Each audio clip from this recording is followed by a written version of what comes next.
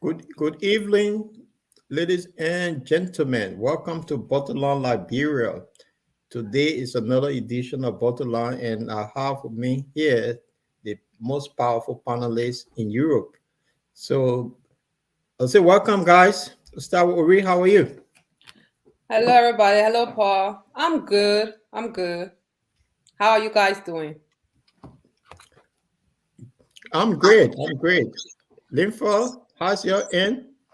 Oh, my end is good, and yeah, the winter is here, so I am good. Yeah. Brother Jamal, how you doing, man? How you doing? Long time. Yeah, I've been doing good. I'm just happy because tomorrow World Cup start. So I'm kind of excited to see how it's gonna be like. That's Right, excitement for me this weekend. So right, far, so good. Manchester is wet as usual. Well, life goes on anyway. I see why right. they've been beating there all the time, always wet. Yeah. Yes. So, So where do you concern you about World Cup? You're not playing. Sam, before let's talk a little bit about this World Cup, and before we start, and please share the show to your various chat room while we before the main program starts, and then we can play some music while we're sharing the show. Tell us a little bit about this World Cup. What's going on in the Arab land about this World Cup? Yeah, oh, yeah, what? Nothing much. Just like FIFA changed the rules, I think 2 or 3 days ago, and it caused a lot of confusion as far as we were concerned. With a lot of, I mean, we can't understand how FIFA run their show, but whatever the situation is, they knew very well that the Arab had their own conditions with regard to different set of people. So when the World Cup is going to the country, they are come up with these conditions, and FIFA has accepted. And I don't know, man, it's just confusion. And there are a lot of boycott coming up. England is some fans in England are saying they will go to boycott the World Cup. They are going there specifically to protest against the World Cup. And a lot of stuff, a lot of confusion. First of his cancer have been around to see World Cup going on. Confusion here and there. I don't know what's going on. I don't know how it's going to be a successful one, but it seems to be that the start is very bad. Yeah, but the thing with the World Cup is necessary because, well, most of the countries that go in there are alcohol drinking country, and then the FIFA decide to ban alcohol. I think it won't go well with a lot of countries because people pay their money to go over there and to have fun. So if you do things like that, you put a lot of people off. So I don't know. My Well, English, I think from my end, one of the things I see as a primary problem, um, it may not be a problem though, but I saw it and I thought I was not satisfied about it as a journalist. The, the the television, the biggest television, not a national one, but one of the biggest television stations we have here, uh, TV2. I saw their correspondents at the World Cup, just trying to do some, filming and other things. And then there was this security group, all Arab guys, and I think they had this a black guy. I don't know where he's from, but he may be living in Qatar, and he was there translating, and they were stopping the journalists from filming. They were saying no cell phone, or nobody should film on private camera and other things. And this is a big event that if I went to this event, I may not personally take all of my family with me, but if I'm there and my cell phone is on, I can stream and maybe my people at home can see it. This is public event. You're not going to have this World Cup in a hole, even though you're going to go to the stadium, but the stadium will still be wide open. People will be there. So why would you want to stop people? And these people have paid their money to go. So why you didn't make this announcement long time, years back? Because it takes 4 years to plan this thing. So I think if they don't take time, they may run into some preliminary problems that may just mar the whole thing. And from the preparation I see that they made, it's very expensive. Like I was talking to chit chatting with some friends. The stadium itself. Imagine that they have air conditioners in the stadium because of the temperature that rises up to 46 degrees. So they got air conditioners everywhere, mounted everywhere, every seat. So yeah, you don't invite people and make other expenses. You want to restrict them just simply because they're using cell phone and other things. We're in a technological world, for God's sake. So that's what I see. And if it is true that some countries will go there to protest, well, let's see how it's going to work up. Yeah. I mean, the thing is, I agree with you, Linfo. So, welcome to our viewers of Bottom Line Liberia. This is where we discuss the issue. Today, we'll have a very interesting topic. Jamal will introduce the topic at some point. We'll let you play some music while you guys helping us to share the show. We'll also talk about Mr. Cummings' visit to the Doe community, which was fascinating today to see the group. People decide to carry their own song now, and we'll talk about that. So, guys, before we play Takunje, what's going on in Liberia? I see that Mr. Cummings is now gaining more momentum with this new thing that the group decided to carry that song. So the travel thing, we need to dive into it when we come back, guys. So let's start our music and ask our viewers to kind of share this show. Will be interesting tonight. Being a grown man too, I kind of have to talk good about my people today. So we also had a representative from Europe at that the Doe community today was good. So I want to start this by playing the lie to us. Takunje, our viewer kind of share this show. Kind of share.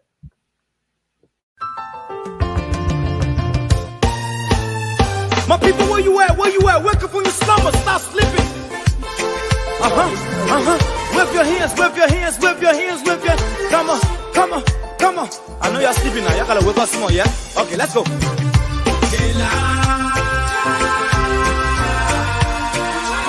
people fool us. The people lie to us.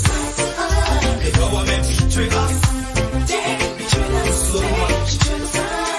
I said they lie. The people fool us, the people lie to us. The government betray us. They can lie, they can steal, they will not go. I said we tired with their lies. We tired with their promises that led us to all our damages. We tired with their speech they preach indeed and now unique they deceive us. The thing we saw, it frustrates us. So why did you lie? Why did you steal? Why did you allow the citizens to beat? You see, we just tell you that why we voted you. But you fool us, you screw us, you use us and later on abuse us. So why? The government should lie. Why? But that's the question that we ask. They lie. Fool us. The people lie to us. The government betray us. They betray us so much. I said they lie. The people fool us. The people lie to us. The government betray us. They can lie, they can steal, they will not corrupt. I said no one to trust. My people don't want to hope on. Nobody. My hope that I have been broken. I'm telling you, brother. So where are the schools? Where are the roads? Where are the jobs that they said they could afford? But they're too selfish. The people tired with their rhetoric. People tired, they tired. You see the reason why we ask why the government betray. They have enough of time, but yeah, then stay they delay. People suffer. No work for people crying for hunger. Look at. Your vision and your mission, your intention to the nation, they poor. You got nothing to show. Nothing. So, why? The government should lie. Why? But that's the question that we ask. They lie. The people fool us. The people lie to us. The government betray us. They betray us so much. They lie. The people fool us, the people lie to us, the government betray us. They can lie, they can steal, they will not corrupt.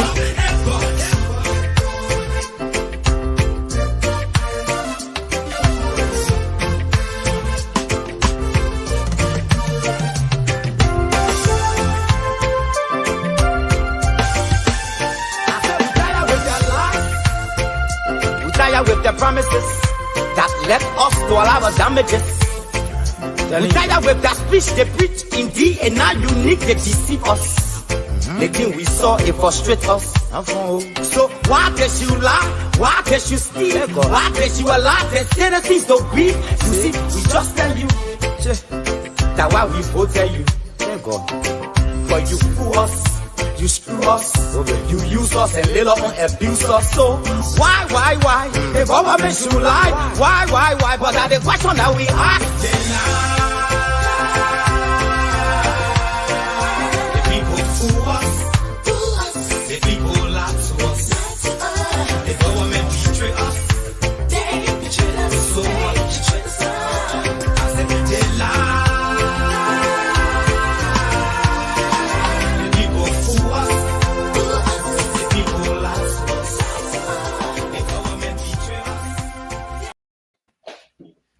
Well, good evening and good afternoon wherever you are in the world. Welcome to Bottomline Liberia.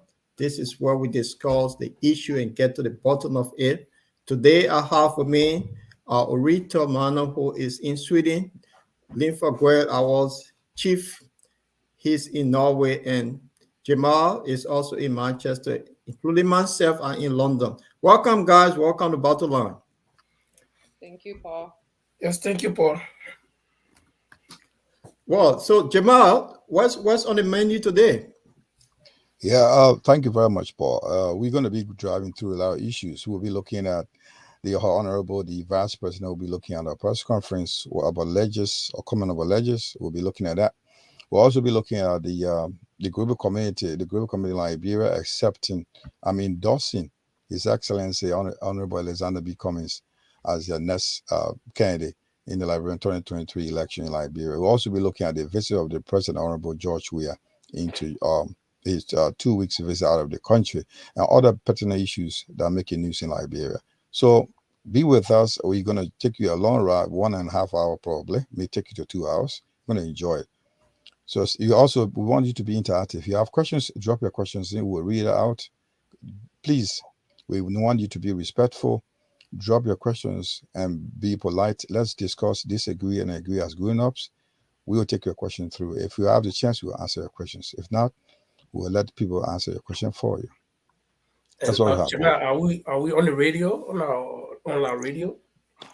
Yes, we are. We are on the radio. So just thank you for reminding us, Linfo. We also on the radio. We are on Facebook. We are on YouTube as well. So if you have the chance, you have the chance. Not to, if you don't have the time to look or to put on your Facebook, we'll later on during the program we'll put you a link so you can follow us through the radio.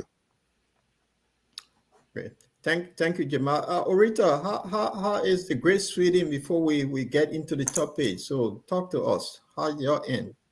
Sweden is good. Today, it snowed a little bit, but other than that, Sweden is good. Okay. So Linfa sent his snow to Sweden. Oh. But it's not snowing anymore. It did earlier today. Great. So Linfa, how your end? Then Jamal can lay the premise for our first topic. In Scandinavia, especially Norway, we got nothing to talk about. So when you meet people, the first thing you talk about is how you feeling, how is the weather? And we all live here. Then somebody asking me, how is the weather? I safe to say, he coming from a different place. So, we get that answering that question. So normally I always tell them, just how you feeling? The weather is the same I'm feeling it. So it's okay. We, like I said, we in the winter already. It was today for the first time I actually read minus 18 in the mountain. I went to work and it was minus 18. And in my city, in my small town, it was minus 12. But up there it was minus 18. So we getting there. I think, Paul, with the issue of questions about weather in Europe is something normal. I think this is why they start to engage you to talk. And they want to start talking to you, ask you how's the weather. It's all about to start engaging you to start talking to you. And there's nothing interesting. What do you know about the weather? You live here, are you seeing the weather? You ask me how's the weather. Come on, get real. It's something. Yeah, okay, let me take one in quick. When I first came from Africa, one thing I noticed that you always see a group of men. Everybody standing there, hand in their pocket. I say, well, I didn't let it blow so. Because in Liberia, when you put your hand in your pocket, you got some little coin there. You know, maybe you checking your little coin secretly with bluffing. But here, all the men here were in that pocket. Yeah, I told my man, I said, well, my man, you see all the men, the men like bluffing business.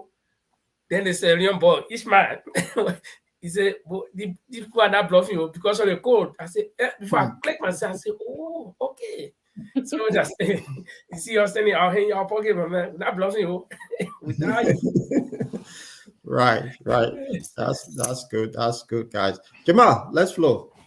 Yeah, we'll be looking at the Honorable the Vice President, the Honorable Joel Howard Taylor. We'll be looking at our press conference, and we want to be telling you what she's saying, so we can play the video, and we'll ask our panelists to be giving their perspective on our press conference. But however, if you are out there, you are watching this show, we also expect you to tell us what you think. She's kind of, we'll just give a little bit of introduction. She's kind of into talking about ledges. That's a really burning issue today in Liberia. We'll let her speak, then we'll talk about it. So Paul will play the video. It was on the 17th, she had a press conference of something that's going on in Liberia. That is a really a burning issue, a trending issue in Liberia today. So we'll let the vice president speak. So we'll ask our colleague to give her their perspective on the Honorable Vice President press conference. And we'll also, if you had a chance to put your comments, please put it through. We'll go through them. Paul, let it roll. Yeah. The full deployment of materials and human resources will allow this process to go forward smoothly. Let me state for the record that this is a process that is very important. It's a national process that I believe should not be politicized by any patriotic citizen. Though there have been issues, they are being handled, and this process will continue because it is beneficial to our country and its people. It is my hope that all, including the media and political leaders, will add their voices to encourage all citizens to ensure that they are counted. I've heard some people call that people should not be counted. I've heard other people say this is not going to happen. I hope my voice is as high as it is next to the president, calling on citizens across the length and breadth of our country to ensure that they are counted. We will provide to the Ministry of Information, hopefully before the day ends, county teams that are supervisors. So if someone has a question, they should call the county teams to have it resolved so we are sure of handling the issues county by county. The process of census goes beyond just the George Weah-led government. It is an important tool for development. This tool will be used to project all of what we need to do over the next 25 years. Where will roads be built? Where will schools be? Where are high schools supposed to be located? Where are women?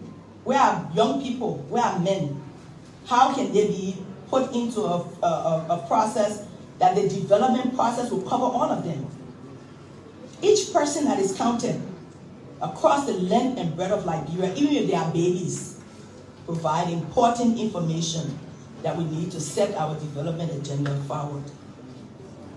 If you visit the areas across the country, some places you will go, oh, we need a small bridge because we can't reach the hospital. Or we need a school here. Maybe there's a school already next door. They will be looking at every building and every individual. At the end, a map will be drawn up so you see exactly where the schools are. Sometimes people want to build new schools. There's a school there already. What you have to do is to upgrade that school. So we help all of us, lawmakers, judiciary. There are places that there are no courts. So the entire process of the census is so important, no one should be left out. I believe it is my duty, on behalf of His Excellency President George Manneh Weah, our government, to extend our profound gratitude to our development partners, to all government functionaries, our civil society, political institutions, religious institutions, and citizens of Liberia at home and abroad, and the media, for being so actively engaged in this process and bringing to the table issues that have come up. It is my prayer that each... Right. It's my prayer that each of these institutions should carry out what it meant to do since 2018. Guys, they are all belated. I want you to talk about this. She's talking about development. This money was given since 2018, and election is next year. It's belated. What are your thoughts on this, Jamal? Oh, first, listen, Paul. Just wondering where has been the Honorable Vice President all these 5 years? We have pertinent issues in our country she should be talking about. And where she's been, that's the question. Where has she been? But because the thing here, we have race issues. That's the issue Liberians have to the heart. That's number one. I think if you heard the story when they had the special day for the legislature to go out census, people don't show up. They didn't even care anymore. Right. But the rights issue was the issue that we expect people, the vice president, who want to make some clarification, who want to tell the people they're doing well, to come out and make some clear the air for the Liberian people. And she sat there, she's now talking about census and stuff like that. I just wonder, Paul, it just, I don't know what is, just something may have triggered her coming up. Probably, you tell me, I don't know. I just want to talk. I don't know why she's coming up now to speak for the president when she was almost she was nowhere to be seen for the past 4.5 years. Coming up lately now tell us that she's speaking on behalf of the government. There are some lot of stuff to be done, and she's asking the media to take the stand and spread the news. Another question come to my mind is, we expect even the president himself does not arrange a press conference. We'll be talking about it lately. He's now he visited Europe. Whether we have major press conference should be here when we travel out of the country. There are issues we need to address in our country. Legislative issues number one. Other major issues in our country, Paul. So the vice president should come up and stand and tell us more other issues we want to know. And then we had the issue of patients. There was a lady that passed that was killed. Rape issues in the country. Many major issues we want to have Liberian have questions about. So she need to come. If she can constantly have these press conferences, I think it will be helpful for Liberians to understand a lot of stuff that's going on. Yeah, it's true because you're right about they coming out speak. But she and the president were all of the country when they declared proclamation for the census of both of them were out of the country. So 5 days later, she came out to give her a speech. She was not in the country. None of them were there. So if you're counting somebody, it's like people going to vote. The president, they always show the president cares about it. They are the first people. They are the parents of the land. Both were out of the country. But you think, are they serious about this sense? Are they serious? You know, I would tell you that people that have been those census, population census, they've been doing it before. They've been going for months. I know some friends that are involved in this data collection stuff. They were government owing or whoever was engaged in, I think, owing them for 3 to 4, 5 months. They just got paid lately. They have not been happy. And the money was allocated for this particular fund, for this particular census. Apart from that, why is she speaking about the census right now, the legislative issue? Because it has to do with the election? Orito? I mean, I agree with everything you guys are saying. Exactly what Jamal was leading to, and he actually led to and talked about it. No, the thing is, for me, I'm from a critical standpoint when it comes to the vice president, because she being a female, the role she played is very vital. And like Jamal said, she was nowhere to be found. Not just, concerning crimes that were committed against our daughters, women, and I just feel like the government is in desperate need now to rush the census, because they know that it's true that developmental funds will be allocated. So it's not for their concern is not only, it's not for the Liberian people, because if it was, they were going to conduct this thing in the right way from the beginning. So to be honest, I feel like they're a little bit worried now, because without a censor, some developmental fund would not be allocated. They ate the money, I would say. Linford, what your take on this?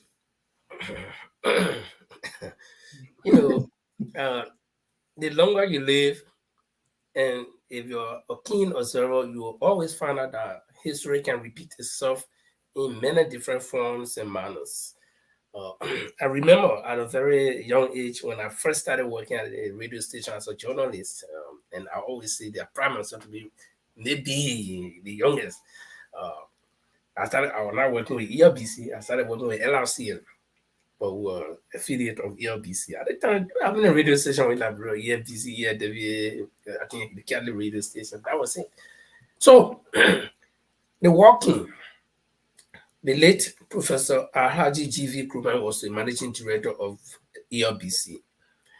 And I mean, when they walk in, people interpreted the war different way. People say the war will not come, naysayers.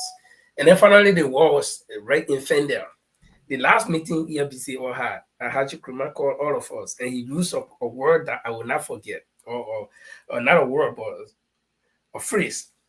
He said, what we're going to do here, the meeting we are having, is damage, control, and crisis management approach. Damage control, crisis management approach. So this reminds me, what the vice president is saying, it reminds me of that meeting. And in that meeting, Professor Kruman was actually telling us that when we go on the radio, well, what we see happen in the reality, we should not say it. We should just try to manage it. Fix it the way you can fix it. To manage the crisis that we have at hand. So the VP, I'm sure if she was in opposition, or if she was in her right political mind, that is, she will not be loyal to her party or whatever to twist the truth, she would have said the truth. She knows that this thing is in crisis. At some point, she almost alluded to that. Conducting census is not a one-day event. I mean, the great United States, they take time. Countries that are world, to do, they got everything, but it takes time to do census. Okay, here's a country that you don't even know. People don't have addresses. You don't know who you're going to count. You can count the mayor today, tomorrow. You go count the same mayor to a different area. Okay, especially if you are not using a biometric system that they're trying to introduce. So we got two things working here: the complexity of the census itself, plus the introduction of this biometric system, which is something very new. Those are things that we have to fight with. Okay. Unlike small problems like you can't pay the census workers, you can't do this. That should be the least of problem. Our focus should have been how well we understand this biometric system in the field when the children go, when the people go to enumerate, and whether it will be correct. But talking about we can't pay the people cannot even assemble at one place, they don't have gadgets and things, that would have been the least of worries, especially when money was allocated for this project. But to cut long matter short, I think the vice president was doing what we call, what Professor Kruman referred to at the time as damage control and crisis management approach. She knows the danger is there, the crisis is there, but she wants to call it up. You didn't feel your peak all the time. The day you sort of get the market, you want to make it fat, you put all the lipstick on it, you start feeding, it will not work. So I think she was just trying to make up. Let me put it that way. She was trying to make up for the government. And then we always ask this question: why at this time? Well, that's the good question. Why at this time? She a better orator than the president, so they decided to pull her off from because, according to you, the damage control is there. So they're trying to address it now. That why at this time. So she need to come out and speak to the public because she speak well. People understand her. The president does not speak to him. He only talk to the CDC base. So they're sending her in front now to be the one to be speaking to the public. That's what she was brought. She could also be buying time, a favor in her own favor. She will be buying sentiments in her own favor in the future. Exactly. Yeah, she will come and say, well, when we had the corona, what you call it, the census crisis, I was one of the government official who came and talked. That's right. And that will come for her in the future. Let her go by what you did. I think, but the guys, the fact of the matter here, with Liberians are not stupid. We also understand very well that This is not a new issue. There are other issues, like I said, a lot of issues that she should be addressing. Now, look, the census issues the least Liberian worry. It's the biggest worry for politicians. I'm telling you, it's not a major Liberian concern. It's not a priority on major Liberian list. So when we have issues of, probably she may be addressing issues from our own corner, but she has not been public. I think the person who introduced her, one of the guys introduced her to say the first of his kind, the vice president coming to have a press conference. First of his kind, a female president, vice president. So she was addressing issues when the president cannot speak. You see how embarrassing we are? This says a lot about leadership. It says a lot about leadership that we don't have control. So she may be eloquent. She may be able to explain the issues. So now, she may be in good terms with the president now. The poor, oh, you would like to, now it's your time, go speak. I'm out of the country, go and speak. She's not even buying time. And we know that we're not even worried about that. There are more issues like that. So if I were advanced, now it's good time the president should at least once, look, you know, some of us that were around when President Sawyer, the late Professor Sawyer was an interim leader. One thing he did, no other president has ever done. I think every month or every week, he had a press, I think, talk to the nation or press something. You tell me, you were at the time working with the ELBC. What we used to be having conversation with the audience or with something. Every day, every week or month, he had a special section on the radio that you engage Liberia on the radio. This guy could speak to anybody. This is the kind of thing you could ask him questions on relating to major issues in the country. Where is the president? He had 2 weeks off holiday, having fun out there. 2 weeks, 7 weeks. All right, I'm making a mistake. Wow. Yeah. So they're using the vice president now to come from well-dressed program or well-managed, to sit down and well-written speech. You know, come and God gave us some stories. We don't want to hear that. No, Lincoln call it damage control. Corita? no, I mean, I agree with Jamal, because the thing is that, I mean, the Liberian leaders, they are just so used to the fact that feeding the Liberian people with lies, Scraps. you know, just to like cover up their own, you know, agenda. And it's at a point now where I just sit back and laugh, because the governance in that country is not even to the extent where, you know, people would say, okay, at least they are doing this so we will understand them. I mean, nothing is functioning the way it's supposed to. So instead of just lying to the people to make it look good, let them start respecting the Liberian people. Because if you respect the people you took oath to lead, whenever you are giving them information, it doesn't matter if that information is not pleasing for the moment, but they will receive it in a respectful, because they know that you respect them as citizens. And Liberian leaders, they don't respect the citizens. So this thing is just one of the charade at the circles of, you know. Liberian's leader does not respect the citizen, and the citizen are not getting fed up with the Liberian government. And this sense of thing, money were given, international community, they give them money since 2018. Now, this guy ate the money. There's no money. So they kept doing these little things. So it caught up with them, because I think the international community, it should be a census day that were given for UN to announce the population in the world. Liberia have not reached there yet. So what is going on? That's what they buying time. And also, some of the lawmakers have been called and said, look, they need to be suspended. The whistleblower also said it. Look, let's take it to next year. Let hard the thing and do it better than rush with it, because it's not going well. It's just a complete mess. There's a lot of training required. So yeah, if I may just chip in small, Paul, please. You know, I think the biggest thing when we see the dilemma in this census stuff, the biggest thing everybody attention on is that the people ate the money.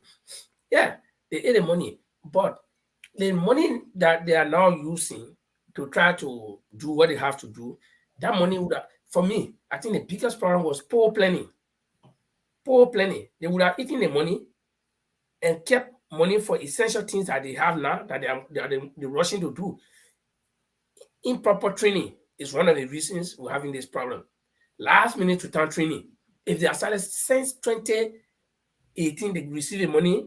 If they are started 2019, knowing that they're supposed to do sensor, okay, and whatever small money they have left, and start training people, placing the items where they're supposed to be by now to those rural counties.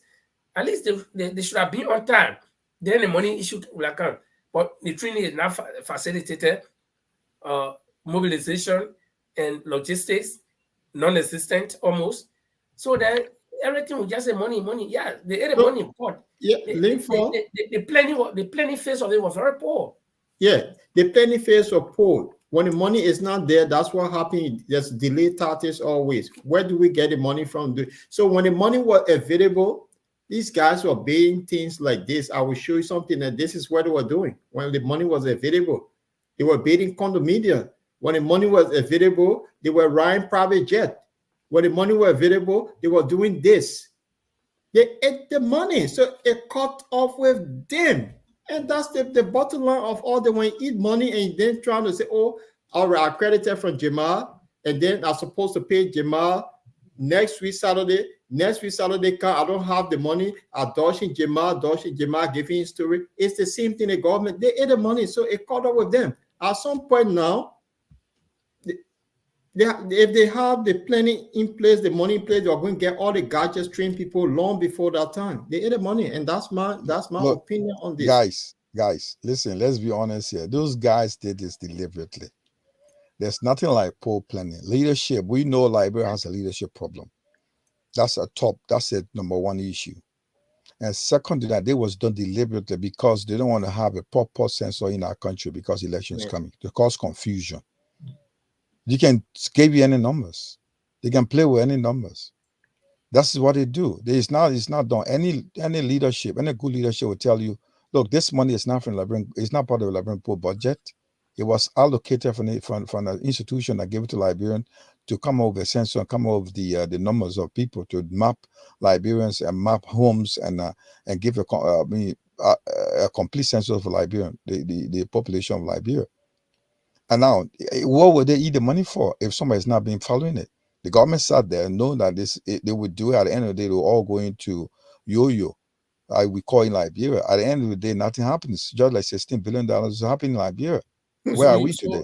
Can we assume that you think this money, the international community will just sit down and let the people eat the money when let me tell you something. Let me tell how it happened when it comes to international community giving money. The money is being passed on to the government of Liberia to implement a project. And it have a consultant with this particular government to work with them. So it's in the hand, the money is being governed. They monitor you and they do these the financial checking, all these one, but they are not the one that are doing the job. They gave it to you to do the job. So if you they are the financial, so my question I'm coming now, eating the money. They will eat the money, but what come after it? At the end of the day, we suffer as Liberians. That is why we live with those pains. You know what happens next? The government, tomorrow, George, where government is not in power, you and myself don't have a proper census in our country. They'll punish them. Well, how would they punish them? It takes years to bring them to justice. We take the years to give accountability.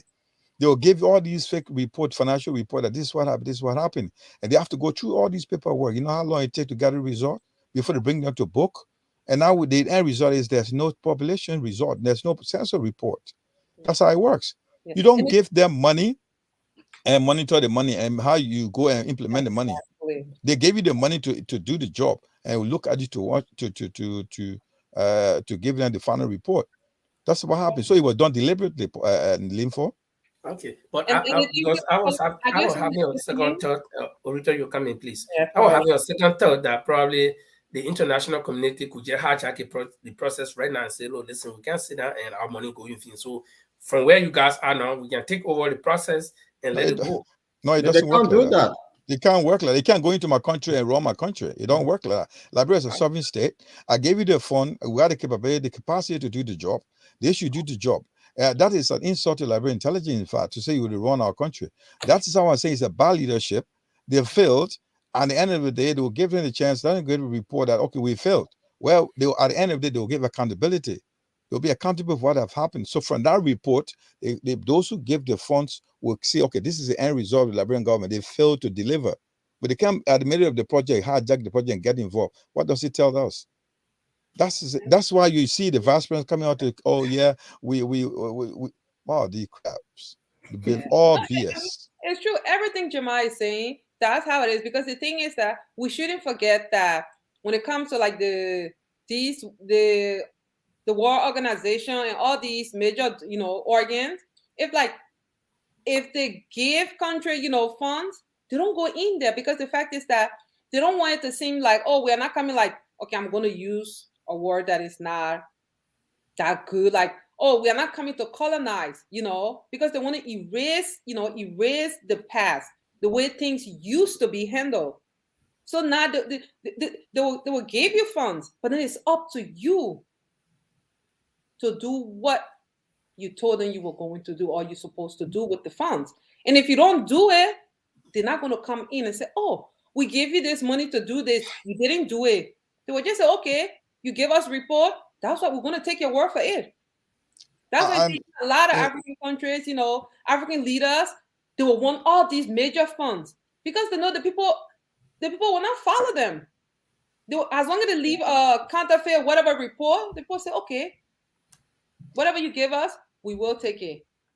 That's we'll right. But in addition to what Orita is saying, how does the country get onto the corruption index, development index? How they're being how do you say it? How they've been checked? Is from these funds being given. If it's not properly managed, at the end of the day, they do the investigation. The money we give, was it done to meet its needs? Was it done according to the plans? What the way we gave it for, was it really done according was it delivered properly delivered? So if it's not delivered, they use this thing against the international report. They tell this is a country, tell the international committee, this is what the government has done with the funds we give them. They also do their own report, but at the end of the project, that's what happening. So they can't jump into the project and say, you know what, you guys are. They know that somebody's failing. Look. Let's go back to McGill and two other guys that were questions with a character, financial characters. They've been checking them. All these report money being sent here and there. They don't just come from a blue sky and say they were corrupt. They've been mismanaging funds. They have their reports. Those guys are holding these things from, in the future, they'll be held accountable for it, Linfo. So that's how it is. That's right. As they should. Fair enough. So it's getting interesting. They ate the money. That's my stand on they ate the international community money. There were letters written against that government before, and they had to put it back. So I stand with that. They ate this money. This government were fools, because Liberia government should have contributed $3 million to the international funds that were put into censor.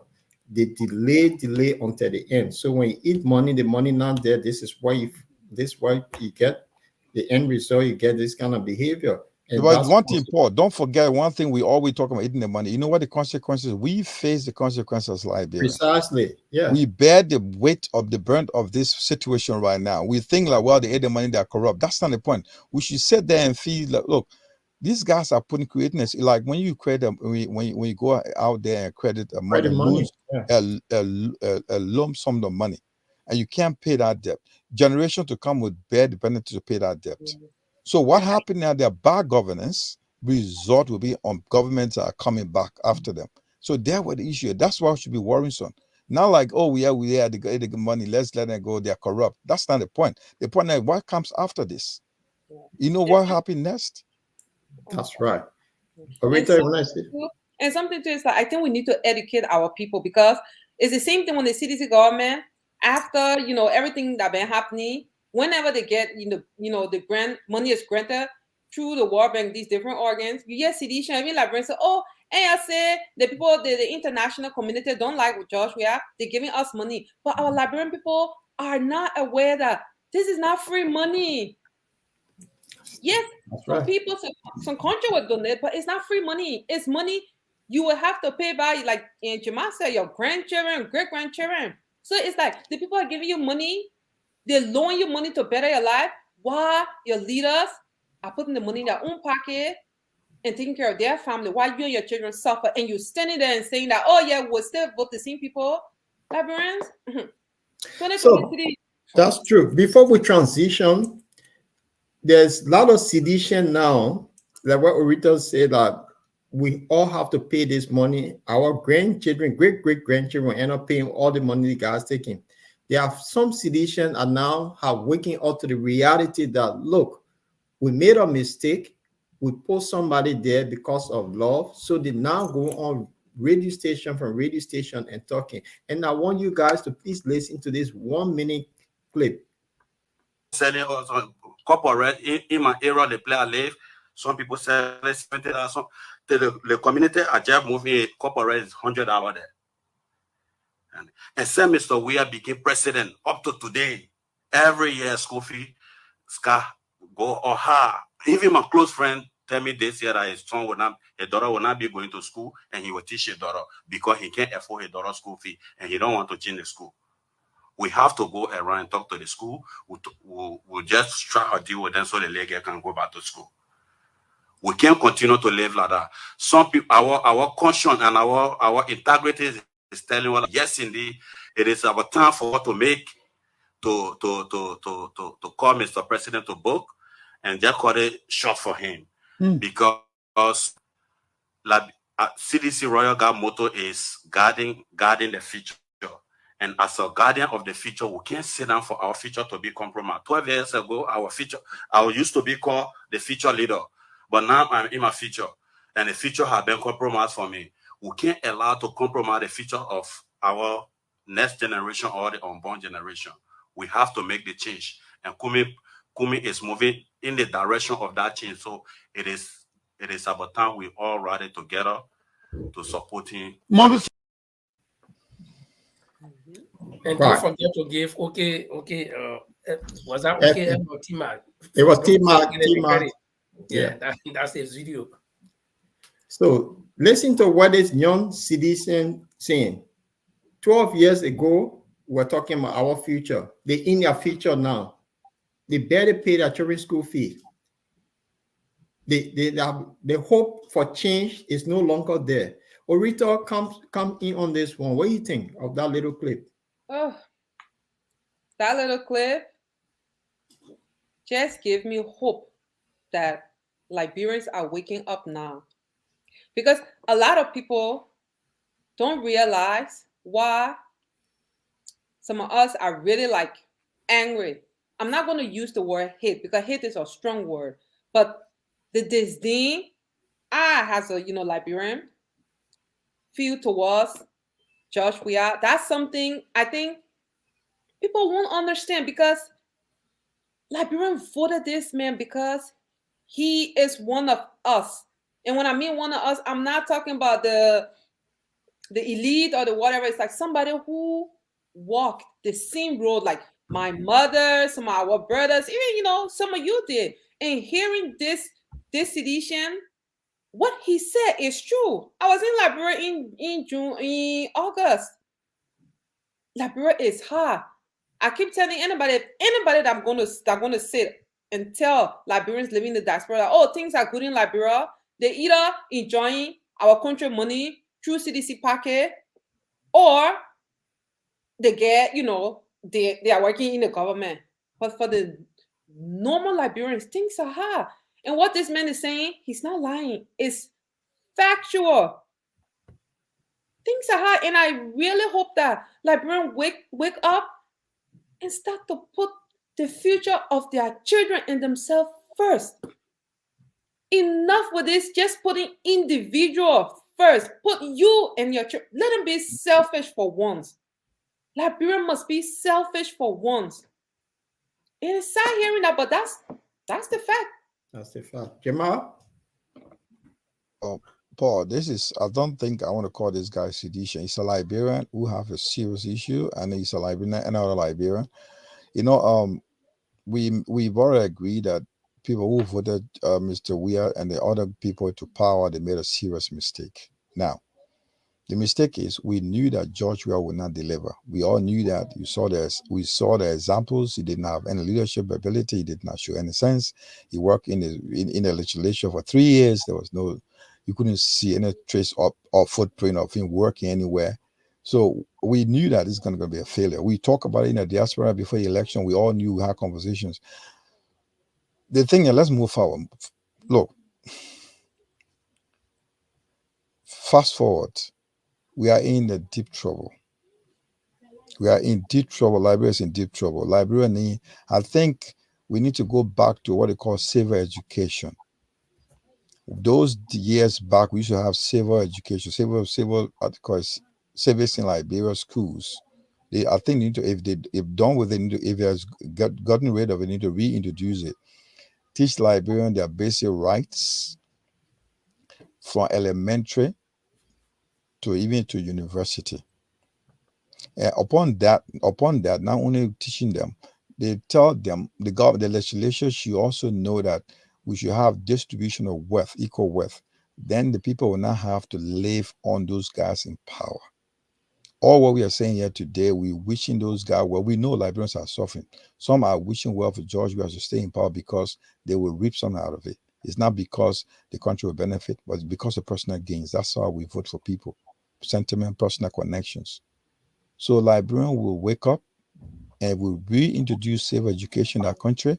It has to be funded by the government. And it should be seriously taken into consideration. We will know our basic rights and we will challenge those who treat us like this, Paul. We need to challenge those who treat us like we are nobody. The country belongs to us. We have the right to challenge those who take our rights away from us. And not only George Weah government, any other government for that matter. That's right. So Linford, and before Linford is coming, one thing Clark try to agree with Purito and Jamal here that the future generation will pay for the money that these guys have been written in the country. So I think one thing made a very salient point here. Linford comes in. Yeah, but of course, Ellen Johnson had to go land on her belly, practically speaking, to bear for debt that Liberia have been owned from J.J. Rowell, and we're lucky the wave that debt. Just imagine if that debt was stay on Liberia and then the George Weah government come, Liberia will not be a country anymore because it will be a million years to come. We'll still be paying, and there's no guarantee that we'll not be owing or will not be begging for money in those million years that we'll talk about in the future. So Liberia, if we're not careful, we just know. But let me talk about this fellow that was in that video. One thing Clark said that reality is hitting them. Okay, the reality is hitting them. But the question is, are Liberians learning lesson? Are Liberians willing to learn? Now, here we have four candidates in the race. And it is clear that you can look among those four candidates and you can see at least one or two that you can make a choice between. We're not talking about, among all four. At least drop the other two, and you can make a clear choice. But some of them still say they will vote for George Weah, okay? And some of them say they will vote for the Unity Party that squandered 12 years. So if you go back 6 years or 5 years ago and talk to this young man and try to explain to him, open a savings pool, teaching his right, telling that no, listen, this man that you want to vote for cannot run this country. That boy will not listen to you. But the reality has hit him. So we got a lot of people who waiting already now in queue for reality to hit them in the next 6 years after election again. Okay? Right. So they're not even feeling the reality that is hitting the other people. They're not looking at it. So it's like they have covered their ears, their eyes, no matter what you tell them. They work, somebody told me one time that I'm sorry that I'll use this example, but that Liberian people are just like women. Women can't hear move from there. Women always hear, okay, no man, yeah. If they move from there, they will not hear you. No, sorry, actually, the child. No, I'm joking. The child will not hear move from there. But when you hear, then you come back, you say, okay, move from, sorry, yeah. They say, yeah. So that these people here, no matter what you tell them now, you'll make a right choice now, and they say no. until the next 6 years when he hit again, that time will be coming to be like this young man. But I'm happy that at least his eyes are, or a group of them, their eyes have opened. Thank you. Yeah. So group of them eyes are open and they come to reality. So we're going to transition. There's something happened today in the Dole community in Morovia. The global community endorsed Mr. Alexander coming today that this time around they're going to carry their son. And it had been widely speculated in the country that Mr. Cummings does not have a base. He can't even win Maryland County. But what a lot of people fail to realize, the global tribe is the third largest tribe in Liberia after the Basso tribe. The Peda, the Basso, the global come third. And the global community decided, send people bringing travel thing into this. They're not going to sit back this time. They want to endorse their own son and carry him too. Because every time you put news on, oh, the group, they got 20 people in Maryland, 2 people in River G. They don't have the numbers.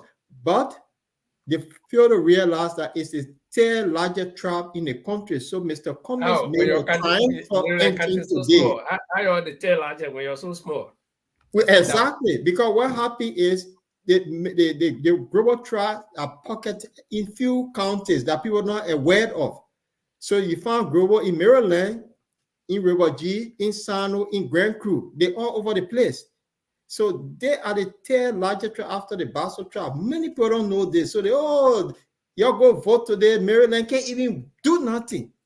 But they fail to realize that if you bring travel business in there, there's a big tribe.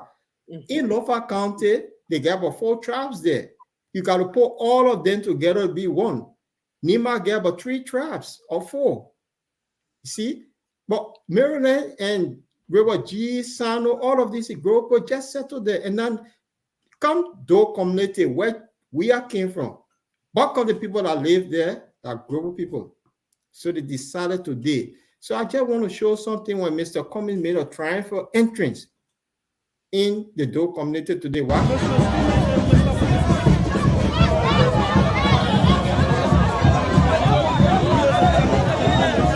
If you think, it make me think of some African movie that when the wedding you will see the people were dressed up in that Congo, and this is also awesome. So awesome.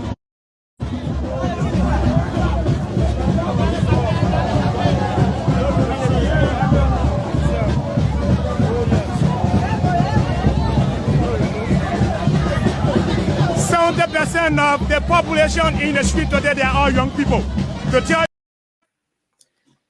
And the program was held in Claratown. And that whole area is considered Gibraltar, the place where I come from.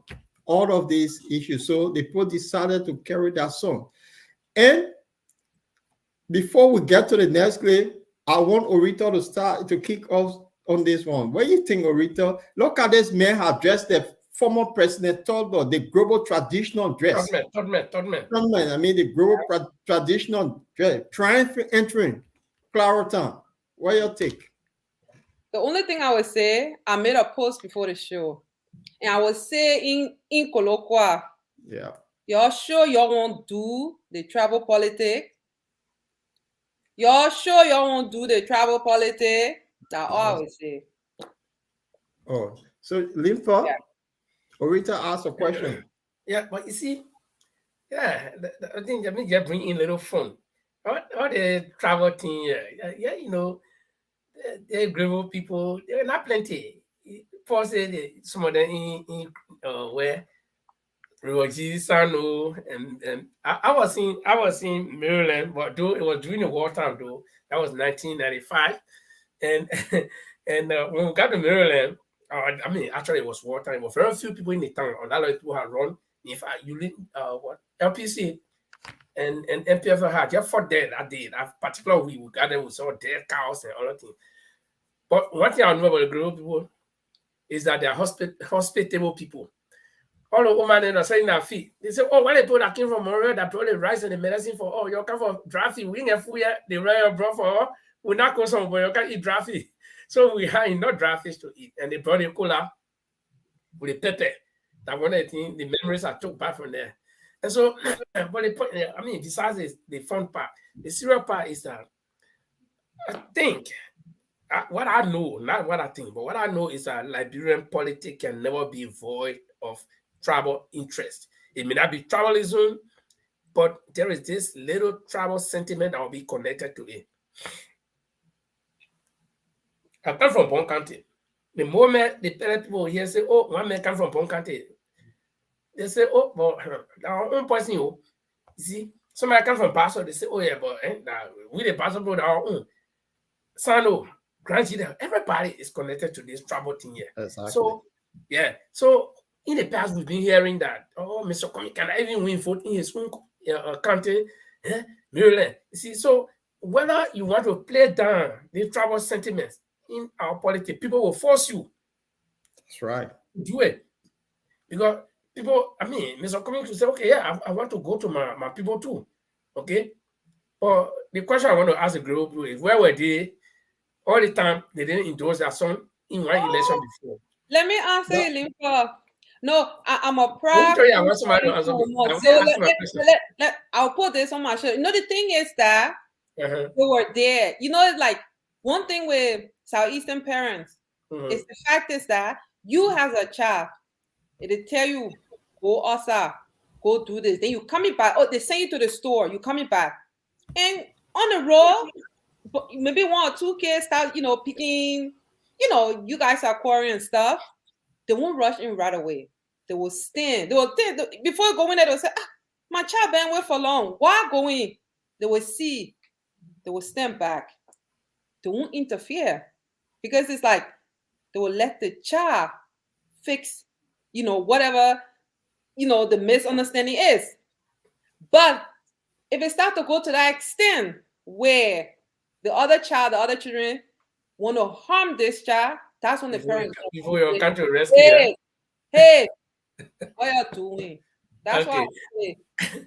Okay, but not seeing.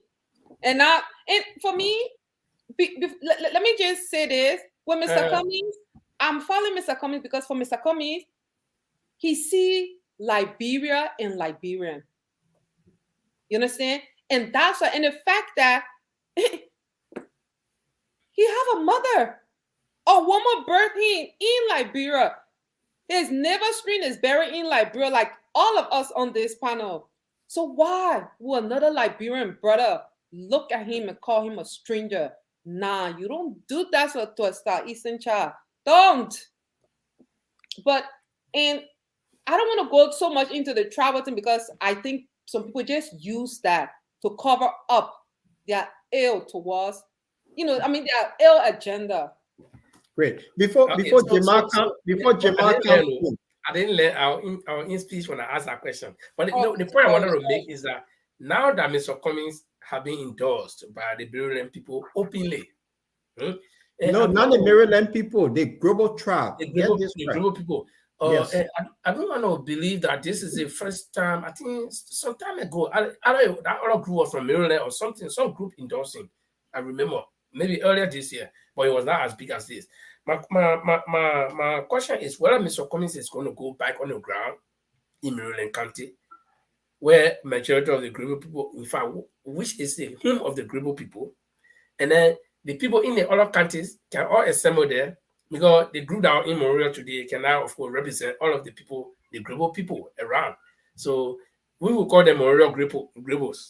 So we want to see whether he will go to the Southeastern and let the real Southeastern Grebos come and assemble around him and let's see what's going to happen so that the naysayers, people who have been saying that his own people cannot even endorse him, can see. It was just my piece of advice. Thank you. Right. So the question you asked before Jamal comes, if God knows Jamal will have a different view on this. But you asked if you want to Maryland, they don't have the number. And I think most people been misled. Check this out. It's the third largest tribe. I keep saying this. So if people, because when Maryland, they all over the place, they moved to Nima County, they settled there, they moved to Cape Mount, they everywhere in Liberia. So I mean, now better people because everywhere, they too. left, few people left, handful of people left in Maryland, you went and say, oh, what the number? Don't be fooled by that. Now, what happened here is when you hear the CDC keeps saying our stronghold, that West Point, that Sony Wayne, that this, who lived there? It's the Grover and crew that lived there, and the Grove people always more in those areas. So when you start using that as your base, so Mr. Cummings base now he going into Georgia own territory as his base. So watch out for this, and the Grove people will show all in numbers. I just want to so before Jamal come in, and that's my take on it. So he telling them we have Oh the God. We are two non-group players, so we no, want to I don't want to grow man here. I'm just representing this how he's cool. Listen, do you guys hear me okay? You fine? Yeah, you're fine. Thank you. Oh, it's a quite interesting story. It's quite an interesting story to see that the people in the Grevels in Morovia, I don't want to say Maryland, have endorsed Mr. Cummings. Because whether you like her or not, I would talk to Paul. This trouble sentiment will not go away with African politics. They were going to tell you, what did you do? People used it against him during the past election. Did not win, it's uncounted. So I think it will be good when Mr. Cummings can, this incident, what happened today or yesterday can repeat itself in Maryland. That will be welcoming. That's what I can say. But Paul, I want you to go back and tell me what you get your data from statistics that agreeable at the largest in the country. Listen. Why you guys saying I'm gonna play your own way? Stop this joke. Yeah, let's be honest here. Paul, it is. You know, you're telling me one second. You're telling me like the Uncle Joe Barker was the he had a number since 2017. Those are old data that you're telling me grew up at the 10 largest. There's nothing new. This story is 19 what? Tell me the year that information came about. My man, I just gave you this year. I just gave you the who did that statistic? I mean, you can Google it now. I will tell you. Well, is that all? Then you come in with data. You can Google it now. Now tell you the 10 largest tribe in Liberia is the global tribe. That's what I'm saying. What's your source? What's your source? I just gave you.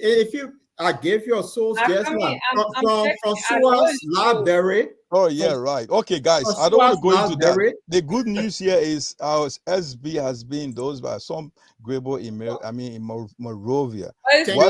What Linford said, and which I support, and which I would like to do. Let Mr. Cummings go to Maryland. People gave him their rousing welcome, and not only that. We wanted to reflect in our votes. Yes. We want to reflect in, not just go and dance around here and tell you we'll vote for you when you come, because it's going to be a secret ballot. And tomorrow we don't see the thing. Oh yeah, the people who went to different counties to vote because Maryland's border with Grand Jida, with Sano, so they have to spread to go to other counties to vote. We don't want to hear no. But traditionally, we don't want to hear those films excuses. Let me come in, Jamal.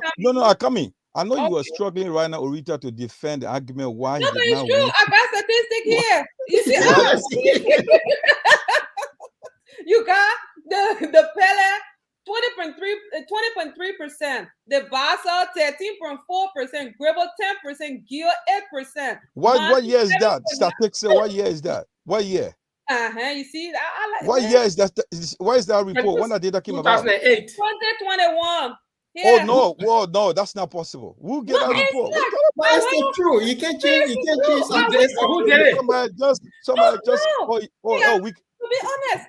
Wikipedia. Oh, okay. No, it's not Wikipedia. It's the Scholar through my school. Globally, it's rating. If you go to Suarez Library in London, the details are there. Guys, whatever the result, let's see, guy, whatever, we are not going to, I'm just pulling it here and there. Listen, let's be honest here.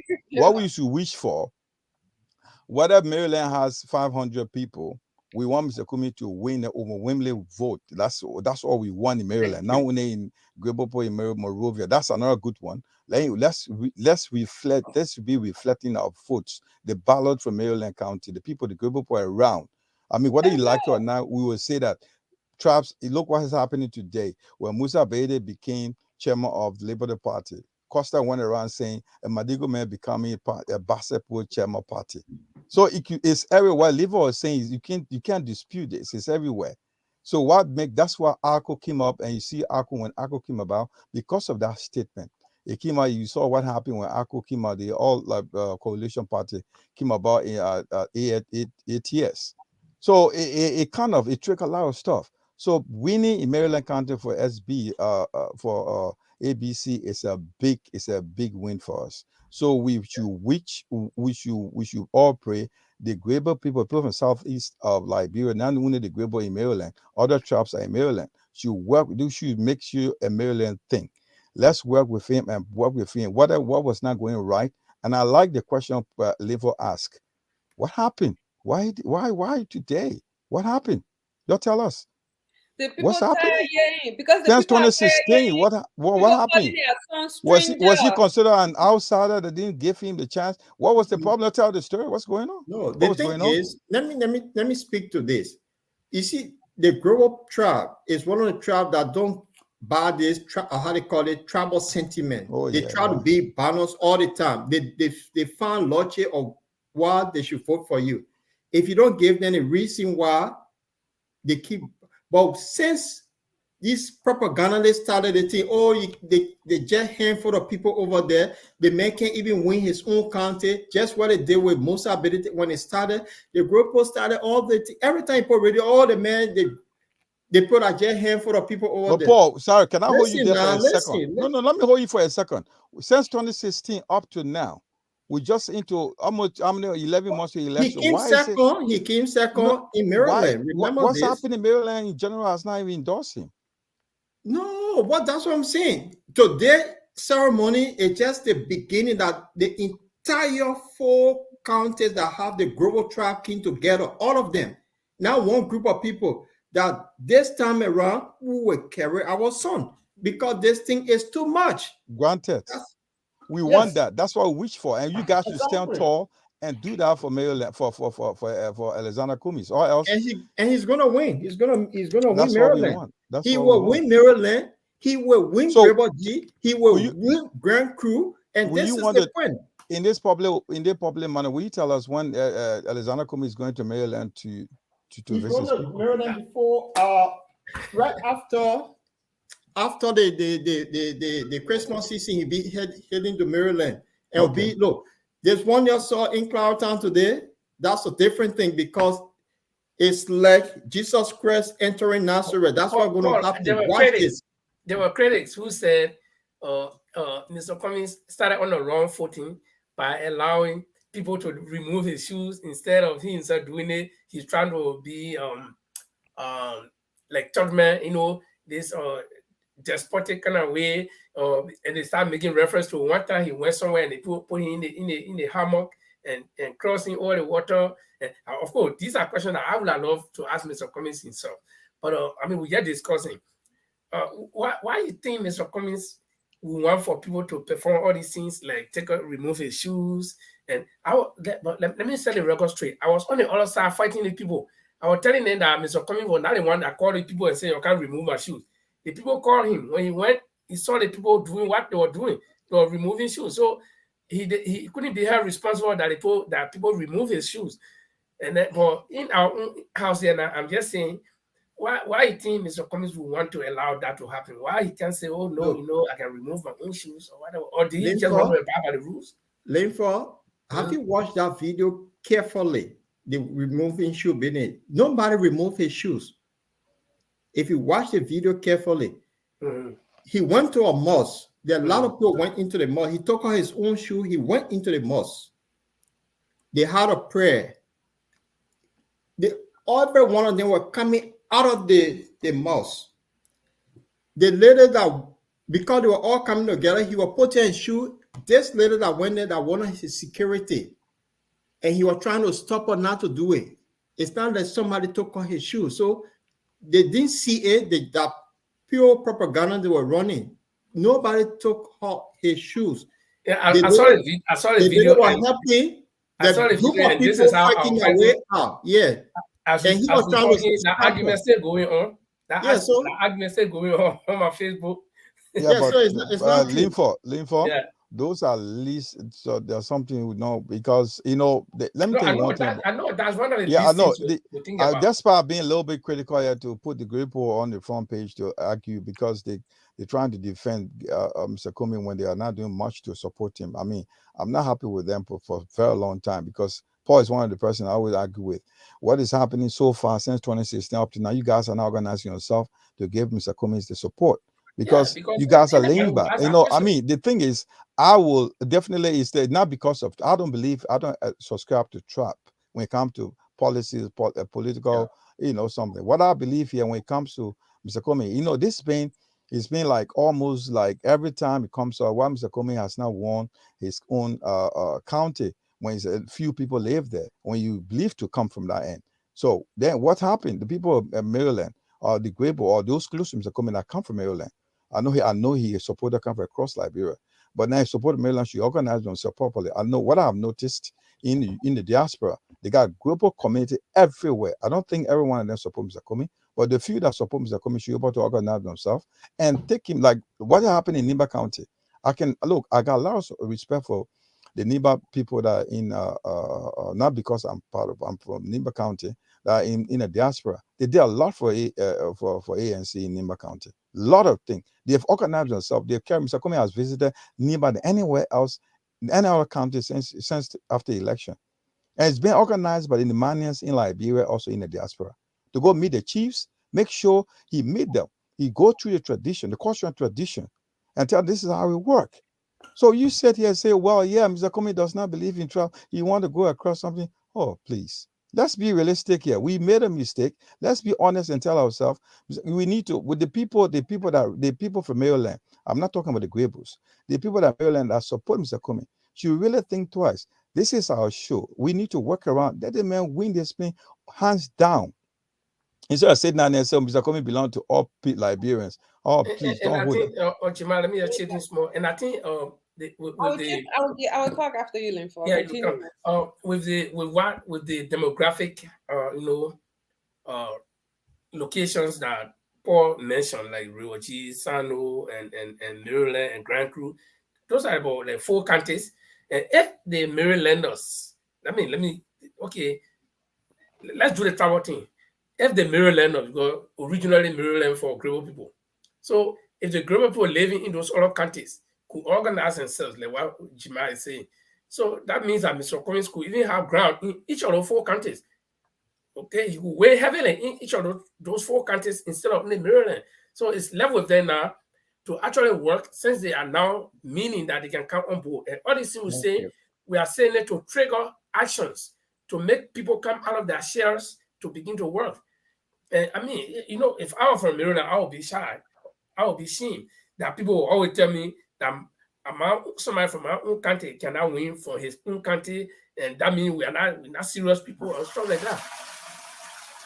That's the propaganda, Linford. And the propaganda, the same thing that trickled the Aku party to wake up is the same thing that trickled the global trial. Yeah, but right. We are saying that it's a little bit late. You should have wake us 4 or 5 years ago. It's never too late in this sort of business. With 2023 just around the corner, and they decided to say, look, remember too, and look, Linford, let's be honest here, before Orita, before you come in. If you go to Cape Mount, you'll be surprised. The huge global intermarriage that occur over there, you go to bombing. Global people have always traveled everywhere for work. And we agree. We want them to work. I know you guys will. Paul, can I hold you there? Let's continue and say we all know very well. Listen, I know you guys. This thing it will get to you, but even the great what we're saying is that we want them to start working. You guys are start working. You guys are forgetting what I said earlier. Listen, Paul, what I'm saying here, listen, guys. What some of us are not happy today, like from 2016 up to now, it's not Mr. Comey's fault.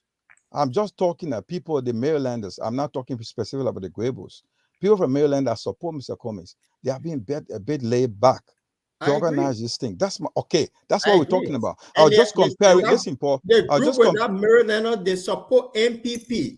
Yeah, They I'm already not. had Yeah, their I'm base. just saying that those that support those Maryland, I'm not one to specifically mention Greybush. A Marylander that support Mr. Cummings should have worked their way out. I just made a comparison right now with those of Niba County that are in Liberia, that are also in the diaspora. How hard they have worked to get Mr. Cummings to visit Niba County almost nearly once in every month.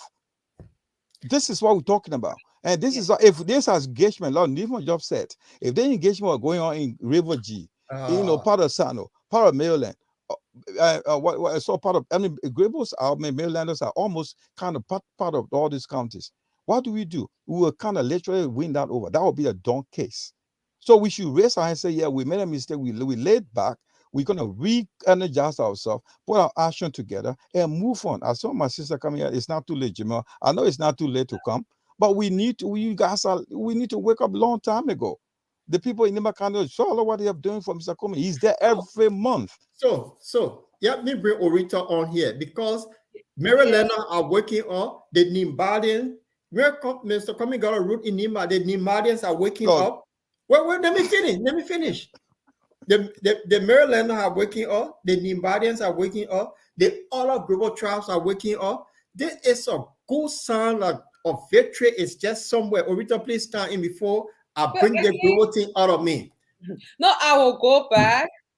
I'm not girl. I'm crew, but I'm from Southeast. And like I said, I don't want to push the travel thing, but you guys are still forgetting what I said earlier about that mother who sent her child. The child took long. She went on the road.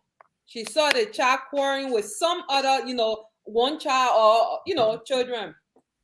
She stood in the background. The thing is, I understand what Jamal and Linfa is trying. I mean, what they're trying to get at, and I understand it. But sometimes some people, when they have a task to do, they jump straight in. But you see, with Southeastern, let us look, we'll look around, we'll look up, we'll flip everything up upside down. And some people think, why are you standing flipping that thing upside down? Time going, you gotta fix it. It's okay, we'll finish flipping it down. Maybe you already at the finish line, but when we start, we'll meet you right there before we reach that finish line. For me, I feel like with Marylanders, they knew their son from 2016, like you're saying. They knew him, but they wanted to see if he represented them. And Mr. Comey, they wanted to see proof. And over a year, ever since 2016 till now, they say, okay, you now show us that. Ready for our son. Thank you, Orita. Can't sit down here now. Yes. Anybody that won't come and say they won't bring anything, they will pass through us.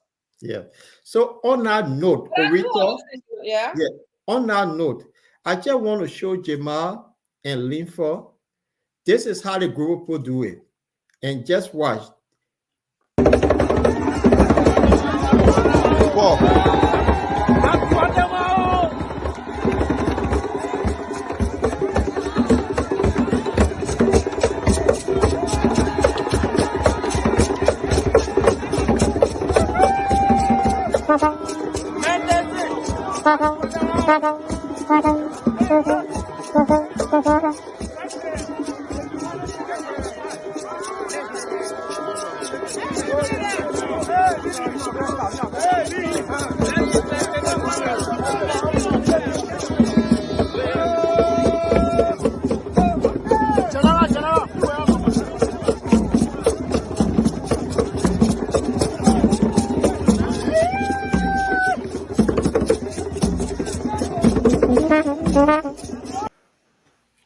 This is what the grow people good at. When it comes to war dance, and Mr. Cummings is now showing it, people say, don't be fooled. My people ready for me now. I'm going to show you the traditional war dance. And this time we're going to wreck Maryland, wreck River G, wreck Grand Crew. We're going to beat all the people. Even we're trying to bring the Grand Gillian on our side. Before come in, before I bring Jamal, because he's very critical, so I won't start with you before Orita.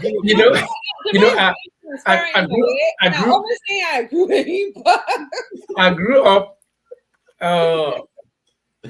on the capital bypass from childhood town. I grew up on the capital bypass from childhood town for more than almost 20 years. Yeah. And all of my not all, but most of my friends were either crew or Grebels on our bypass. And I live specifically in Warwick. And from Warwick, going down before the building of New Jalatan Road, used to be one modern road, going all the way to Satan. We used to go down there. So I have the Wilson family, the Kibo Wilson, now you see in America, he's a Grebel boy. And all the other boys, all the Grebel boys that we used to play on LU campus and pick a green play, all this kind of thing. So the point I'm trying to make here is that the Grebel people, every time they used to have that dance, something I still remember, that home. So wherever we are, we'll hear that sound. I mean, we'll run, we'll go jump here our bed. Every weekend they used to do.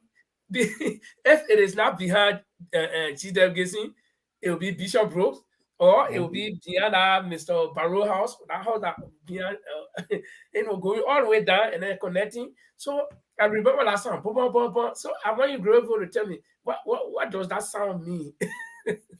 Well, I can tell you, see, the group, they are warriors. And before they go for war, the town cry will go around, start blowing that horn, that the men ready to go on the battlefront. Let the women know that your children, your son, they're ready to go conquer a place. Okay. So when I heard this horn to the boom, boom, boom, it reminded me. And then the other one I used to enjoy was that Amunabe, Amunabe, boom, boom, boom, boom, boom, boom, boom, boom. When they start acting, we're not sleeping. You better be drunk. One message going to blow 18. So but if they got all of these traditions, if they can put all these things together, I would have expected that by now they would have been doing all these things, because music, entertainment, and all these things, they are part of Mr. Cummings' plan, because he said appeal to the hearts and mind through culture. So for me, what I will begin to do is to call on the Grebel people to use all of these arts, because the moment you begin to go to the federal counties, you organize these events, okay, and you bring the people together. And the Grebel people will come, a lot of people will come, and then human being mind is fixed in a way that even if you didn't learn something, but when that thing continues to play around you all the time, it continues to play around you all the time, you begin to try to like it. So I mean, the Grebel people, they have to work a lot. If indeed they want to support Mr. Cummings now, they have a lot of work to do. I would have said it to any other tribe, okay? And somebody, I know somebody critical somewhere who want to ask me why they say that you can't support, or you're not supporting somebody who is also from your tribe, or who is connected to your tribe. But yeah, that's a different ball game altogether, and I can't defend myself for that. All I can do, I can try to explain why, and which I'm not going to explain here. And I don't even need to explain to people unless if I want to. Okay. But the point I'm making here is that the tribal thing works. The tribal thing works for us Liberians. We cannot avoid it. It's not possible, man. It's not possible. Yeah. You're right. So before they want you to sing some Grebel song. Yeah, somebody said, like I told you, I mean, I lived on the Baba for more than 20 years. I grew up from my childhood, very young, and I grew up to my teenage years. Okay, so I mean, if I tell you what happened in the Grebel community and me and the Grebel community, I don't want to go there. So I into the Grebel thing here big time. Right. So they may keep talking into the Grebel thing. This is why I can tell anybody. You see, this is what I'm telling you all, the Grebel people all over the Liberia. So we're ready now. Orita coming before the critical Jamal. Yeah, keep it for the last. Keep the critical for the last. You say about the Grebel people endorsement of their son today. Yeah. No, for me, I just feel like what I say about that mother. Yeah, but think about it. The traditional Grebel dance that Mr. Cummings was showing these people, say you shouldn't be. I enjoy my papa. I'm a Grebel bar. Blood your back, ignore me. I come and show you the Grebel traditional there. And this is what the man did. That one want you to talk to me about. So the critical Jamal can cut me later and tell me about our dance. No, our dancing, even though I didn't know how to, our dancing and seeing Mr. Cummings perform, it just put everything in perspective. See. They say when you're going in war, don't let your enemy know the kind of ammunition you're carrying with you. Exactly. And so that the war then starting. They started. Jema, go on. Okay, guys, on a serious note, I'll tell you a little bit of myself. I grew up on 9th Street, where the late great Analysing's sister lives. You know, by the sea. So that community was highly constituted by the Gravos. So my good friends, most of them were Gravos. I know the tradition. I know how they work. Very nice set of people. I respect them. I respect their tradition. But let's be honest here, on a serious note. If you want to, let me speak about Mr. Kumi's dance today. He tried, but that was not a Gravo dance. Of course. That was, you guys need to work on his move sometimes. So that's. so now They should have told Mr. Cummings how to make that move. That move was that. Down on the floor. My man, so before bringing ABC, how you guys should work on his moves. That move was that's a normal move. That was almost like a Buga dance or dancing. Listen, or really proper.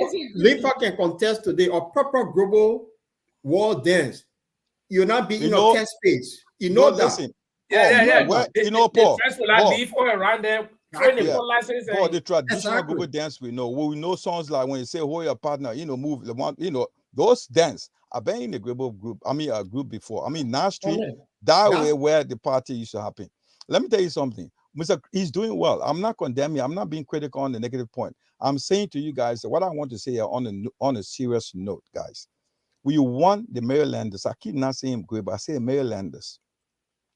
Their vote should their support should reflect in their vote comes 2023. That's my point.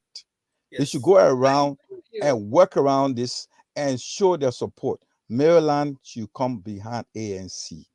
CPP, ANC. Mr. Coming all the way 2023. That should be the objectives of Marylanders, not only Gravos. So you keep saying that you're all kind of marginalized other tribes in Maryland. I'm talking about Marylanders. I don't believe in tribes when it comes to politics. Right. So what I want to say here, so on a jokingly, one of you guys should really go work on Mr. Cummings' moves. Make sure when you're going to Maryland, also his language. When you're speaking to the crowd in Maryland in December or January, you said he's going to be going. It should be at least 1 or 2 statements should be said in Gravo. Yes, at least. So that will go well down the field. Getting there. Remember today he even did wait. You know what Barack Obama did when he went to Egypt the first time he came to Africa?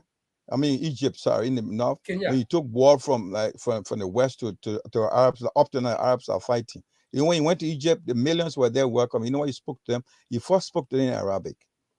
So that's the smartest. You're welcome, Mr. Cummings, to speak a little bit of Gravo. And let you do some serious dance move for Gravo warrior dance. So at least it'll be welcoming for the older people in Maryland. So that will be my note on that. Your one plastic life for him and teaching how to wave in the air. My man. The man going down. So relax. Let me relax. Let's talk. Relax. Don't defend anything here.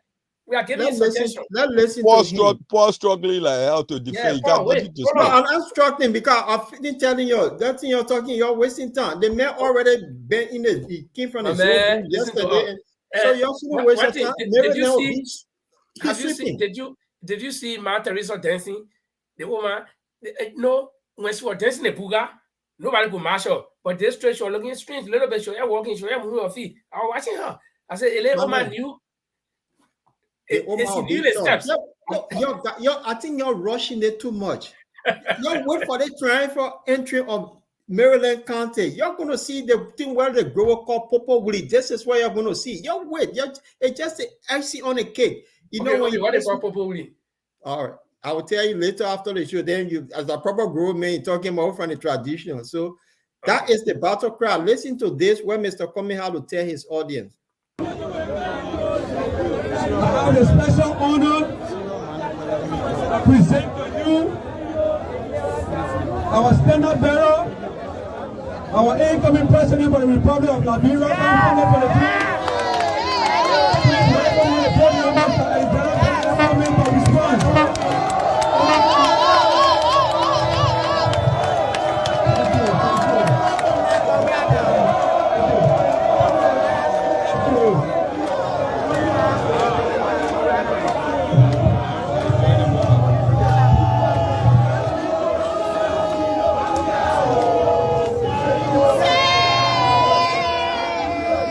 Thank you very much.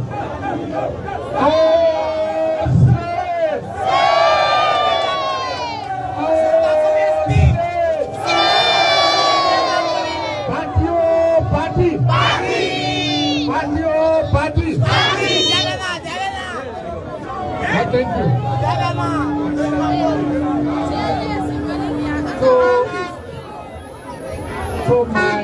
To my wife, my better half of 30 years, Teresa.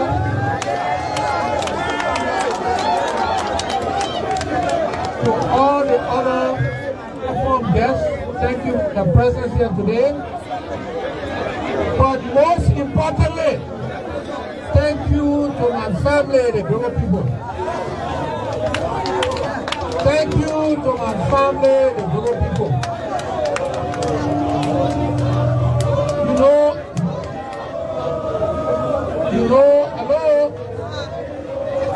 Hello, please. We as a people are warm, we are friendly, we like everybody.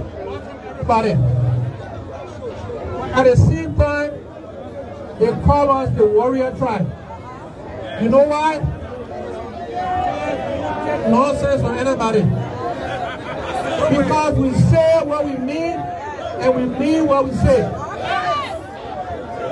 And so I am grateful today to be with you. I am grateful for your support. You know, this nonsense about Cummings doesn't have any constituency. We're showing them today and we'll show them every day that we got constituency in Maryland, in Liberty, in Grand Crew, and everybody like me. And you will show the Nigerian people that you will support your son, your brother, your uncle, your father, who will change this country. I keep saying that our country is too rich for us to be so poor. In the southeast, we have beautiful beaches, we have mountains, we have lakes, and yet the region of our country is poor and backwards. We will change the southeast, we will change Maryland, we will bring tourism to Maryland, we will save the Port of Harper, the Port of Greenville, we will make Thomas University a great institution in our country. We will change Nigeria because the British people will support their son. But I also, thank you. I also that I will be president of all Nigerians. Because you don't choose the tribe you're born into, you don't choose the religion, you don't choose your gender, and so all Nigerians will have equal opportunity in this country. Every Nigerian will have the same opportunity. It's what you do with that opportunity that will determine whether you're successful or not. So again, I want to thank everybody. Today is a great day. You know, they say if the phone won't sell you, the street will not buy you. And today, my people are selling me to the Nigerian people. And I want to thank the Nigerian people. I want you to know we are family, we feel at home, but we will embrace every and all Nigerians who want to work to change this country. So, thank you very much. God bless you. God bless Nigeria. Thank you very much. Jamal, what do you think? Well, good speech. I like him. You know, he's a very good. He muted. You know, I always admired the ABC. He's a very good. He articulates. He's a good orator. He got the message for the people. I mean, I think he will do well when he goes to Maryland County to speak to the people. So we wish him well, and that's why we in ANC we will hope we pray that the people also understand what he stands for, that his policies and what he believes in his past. That's why we all support him. I know he'll do better for Liberia. He'll bring a real change to that country. And not only, I keep saying, not only people, agreeable people, other counties, Marylanders, wherever they are, when they take the lead, other will follow. That's has been my point. When they take the lead, other will follow. Look what happened to PYJ in Nima County. They shadowed him, they shielded him, they protected him, they gave him all the support. And he stay enjoying something. That's why you guys should understand. I thought at the start of this conversation, you raised your hand. Yeah, we are wrong. We laid back instead of putting out some flimsy excuse. But anyway, I understand you agree that the ABC will finally land, and we wish well. And I hope you'll be part of that team that will go to Maryland to welcome him and to rally around him so we can win Maryland, River G, and other counties as well. That's right. Let me keep Orita for the last because it seems that we're on the same page here. So, Linfo. Oh, you're looking for Allah. I think I'll prefer to be a wedge between you and Orita. Let Orita go ahead. No. Okay. I mean, on a point, one thing I've been admiring Mr. Cummings for in the past few times, he's been on a campaign, or he's been reaching out to people, not campaign trail, but reaching out to people, is that he doesn't bore the people down, with long speeches and long promises and saying that he will fix everything in 90 days. Yes, he's saying that we'll change Liberia, we'll make Liberia a better place. And one thing, every time I follow him, he doesn't attach any timeline to anything and say in 1 year time we'll do this, in 2 years time we'll do this. He said we will. Okay. And a leader who says we is thinking about himself and also his predecessors and people who will work with him during his administration, and after his administration, the people who will take after him. That's why leaders always say we.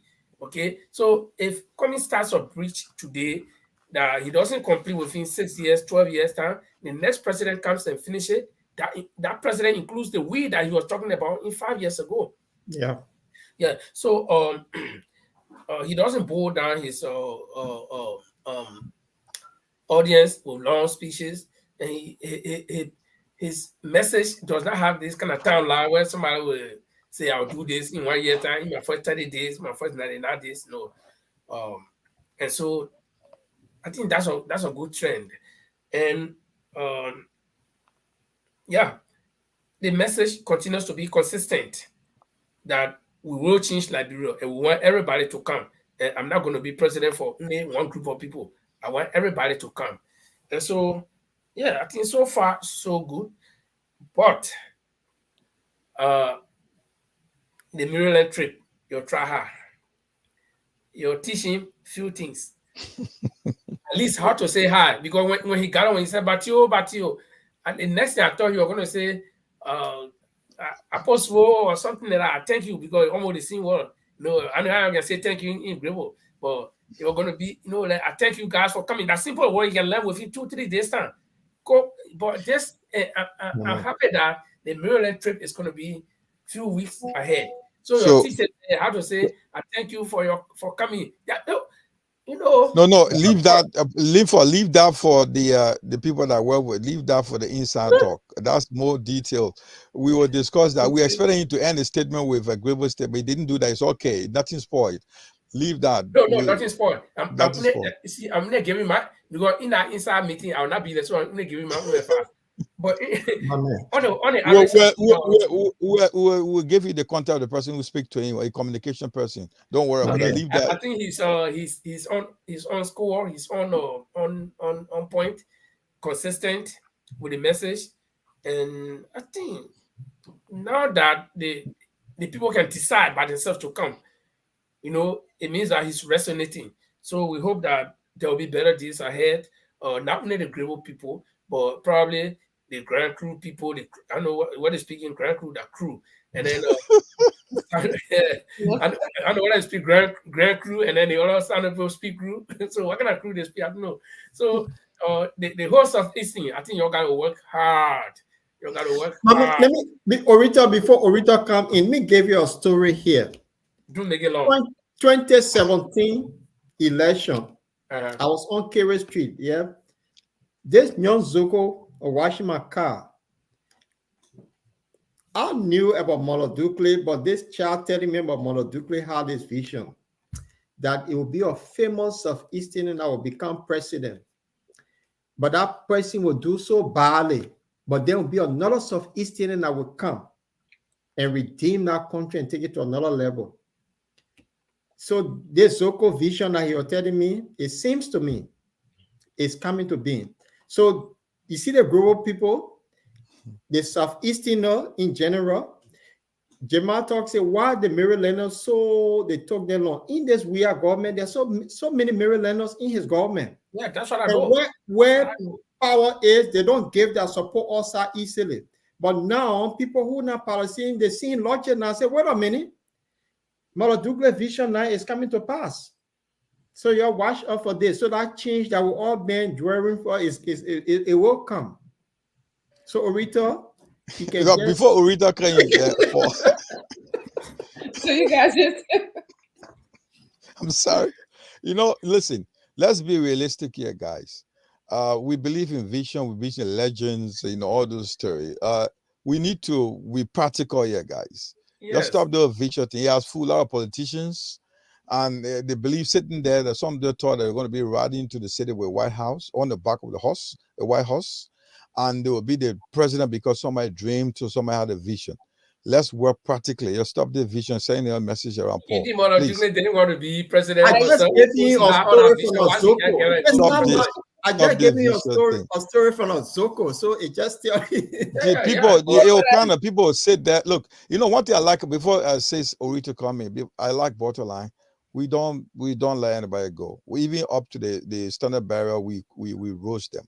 We tell them what we feel. We tell them how the thing look like. And we've been honest here with ourselves, because if you're not honest, what stand above all here, ladies and gentlemen, is Liberia. If we're not honest to ourselves, we'll be not honest to the people that are listening to us. The thing about it is that we've talked about our standard bearer, which we support religiously, which we support dearly, and we'll be around him everywhere he comes to Europe. We support him everywhere. But the mistakes we've just highlighted, the mistakes we have had, people that we thought were giving the support from the start, what their problems have been, probably we don't know. If they had a problem, I think they have resolved it, and they should go about and rally around support for this old man and give all this a victory. That's the key point we want to outline here today or tonight, because we want the support. We set the example like Niba County. PYJ controlled Niba County. He called himself the Godfather of Niba County. It's not because he's the most handsome man, he's the most powerful man, because the support as the son of Niba County. It wants similar thing to follow with our man. A trouble think in a positive sense comes. That's why we say we're not being tribalistic here, but it comes in politics in Africa. You cannot separate politics from tribes in Africa.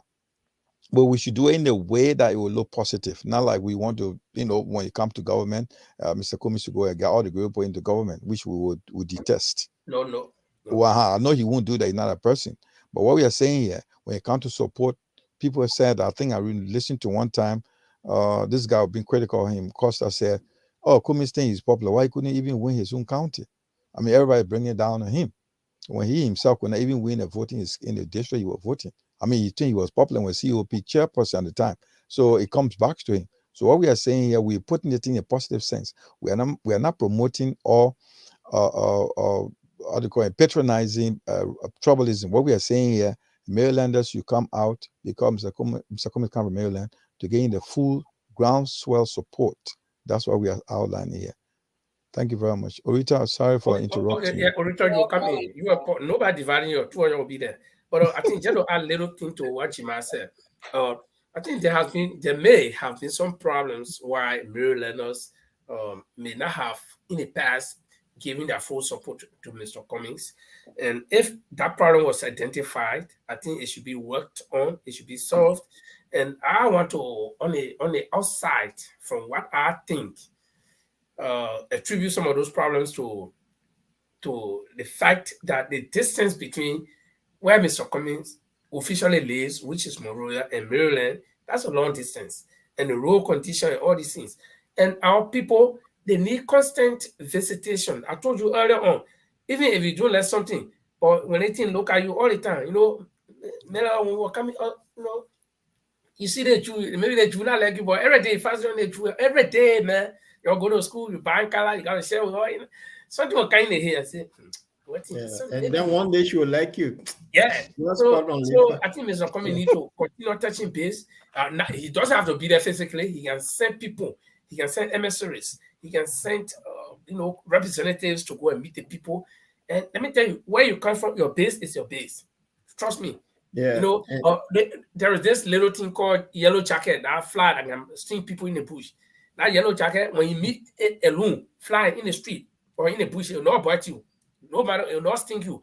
But if you go to the house where they are, before they bite you, they'll go to that inlet net and pick up something from there, where they got a poison and kind of stink you and go back there. So the point I'm making is that your base is your base. Where you come from is your base. Because there where you know you got all your weapons. Thank you.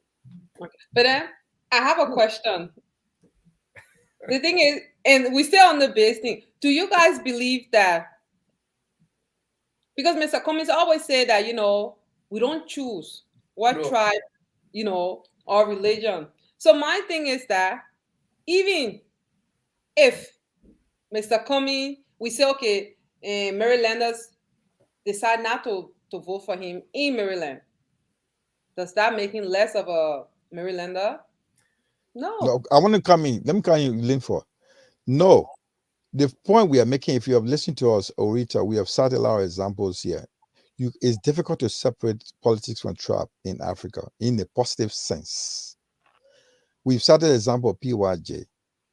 Why he's stronghold, why he's holding Niba as a, why they negotiating with, why people are talking to him, because people in Niba can't carry him as their only son. Because the vote is not be carrying it because they like him, he's the most handsome man or the most powerful man. Why he tells them he's the one that will liberate them, and he will protect the people in Niba County. He resonates with them, the words. He has a way how to get around them. He get across the people. And when you're in a certain place like in Africa, your base, like Linford just said, you win that over. Before who dress you, who sell you, who undress you is your people. If they put you together and sell you out, they'll sell you well. If they don't sell you, it's hard to sell. You'll be sold. It'll be hard to be bought. The people of Maryland should sell him well to other people. That's the point we are making. He's not less as a person. We should sell him well. This is our son. He has all the characteristics. He got all the skills, all what you need to run this country. It's not only for Maryland, it's for all Liberians. If they're selling well, we're buying as a very hard, a premium goods. But if he is not well sold, nobody will take him. No, I understand what you're saying. Let me address a question. From my own perspective, like what Jima said, even Mr. Cummings himself alluded to the fact that does not make, if the people do not support him, that does not make him less of a Marylander. But what we're trying to say, Mr. Cummings said that if your husband sell you, the street will not buy you. So he knows why he's talking. So if the Marylanders if the Marylanders will sell their own, the people now will have reason to say, let's go buy. But where you tell Mr. Cummings to Maryland, that all the people go on the farm, they turn their buy. So you now from Grand Crew that you will go buy. The first question you start asking yourself is, well, why the people refuse their own? I mean, can't buy. Okay, then the second thing is look at fire. Like if you want to make a fire in a bush or anywhere, the fire, when you light that fire, it will not just go start blazing all over the place. It will burn the place where it started. It will burn that place and begin to spread little by little. So the amount of people got some power. They say the fire can burn the spot where you light it before it begin to spread. You see, you can't let the fire, then you go see the flame coming from left to right. Yeah. Let me say that I agree and understand everything you guys are saying. But for me, I would say like this. Mm-hmm. I would start with two leaders. Mm-hmm. Papa J and B. Mm-hmm. People from that south, they are rallying around him because, he is one of us. But the thing is, what can he do for Liberia? You got Joshua. I will admit it. When people talk to me about Joshua, I feel ashamed because you know what? A crew man, before you put your child outside, It doesn't matter, even if you're not rich, you will bathe that child will look good. You will even rub their, how you call it, pancana oil on there, you understand? You don't just put a child. So what I'm trying to say is the that president will be shiny. what I'm trying to say is that the fact is that if we're going to tell Liberians that, okay, you know what, the trap thing is important because we all belong. We all belong somewhere. Nothing and nobody can take that away from us. We all belong somewhere. But if we're going to go with a narrative that, okay, for you to be somebody in your county, you have to, be a certain way. I already belong there. And the thing is that we have to think like this too. And that's why in Liberia, you see our people there, they would just follow behind somebody that I don't even know what place he going, what place he or she going. All because, we're from the same trap. No. Look at Joshua. A lot of crew people, they just sitting and they say, what thing we do? Because it's the thing is like, if you want somebody to represent your tribe, that person gotta represent to the core where it will not lead doubt in, a person who is from another tribe.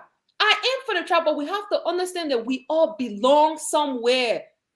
We belong. I mean, number one, we are Liberian. And then when we go to our respective home, we belong somewhere, which is our tribe. Yes, our tribe is important because that's who we are. It's our existence, our ethnicity, our, us. But when it comes to Liberia, we are all one. So with Mr. Kumi, and I do understand, for me, I will stick to what I'm saying with the Marylanders. They wanted to see, they say, okay, that was one year. He come in. Let's see who he get behind him. They watch. They say, okay, let's see if he ready here to make us proud. They're not rushing in it. They didn't rush it from 2018 till now. He has proven himself. So now they're like, okay, you are our son. Can't Isa, can't let eat. Then you tell us now where you want us to follow you, where you want to lead us. And that us is not just the Marylanders, Liberia. So that's why I would say, we belong somewhere. We belong. I'm a proud crew, but no, I will not sit down and see bunch of Tabata crew people just following and say, "Bien, we are. Oh, he grew. He's Eastern." No. So if we're gonna, we should represent our tribes in ways.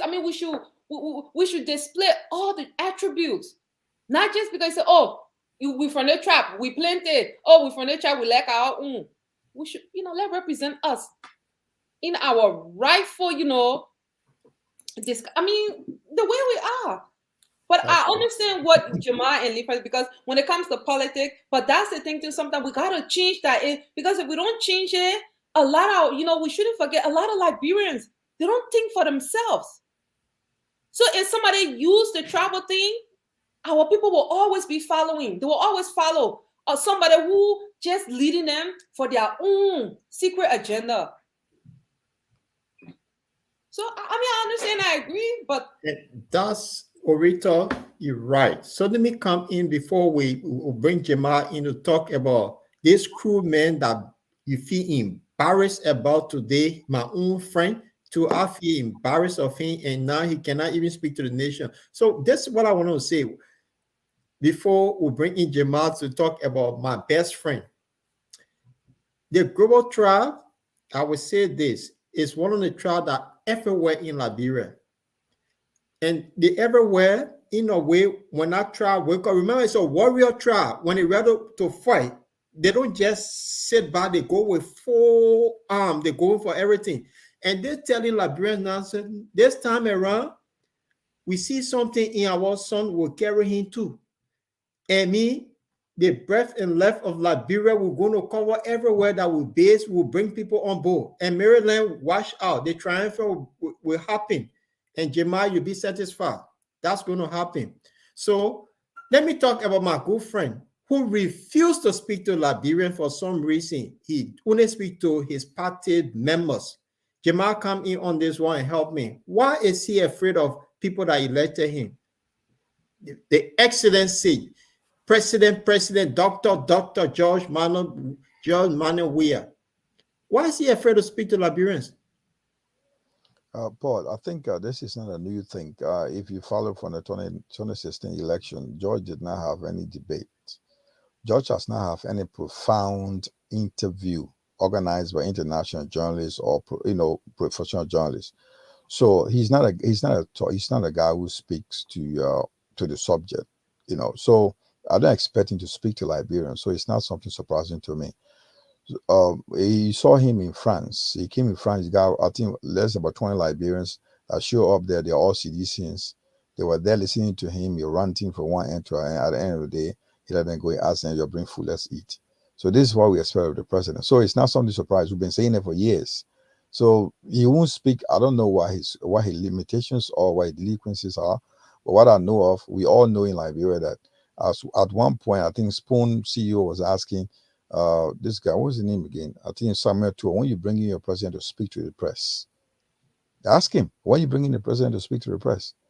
In this situation, when you travel as a president, the head of state of a country, what you do, you use the occasion to have interview, to have media exposure, international media exposure, to highlight your issues in your country, where you can get help. We saw in Anna Ellen Johnson when she traveled, people were granting, or she would grant interview here and there. The president is not doing that. He goes to the embassy or one low renting place, sit there and talk to a few Liberians that are all citizens. You are the president for all Liberians. Yeah. Of course, I do agree that he got citizens coming to rally the support of Ryan. Open up a program, have a place like, France is big. Got a huge Liberian living in France. Have a town hall meeting with Liberians in France. Speak to them. We had it in Belgium when Ellen came there.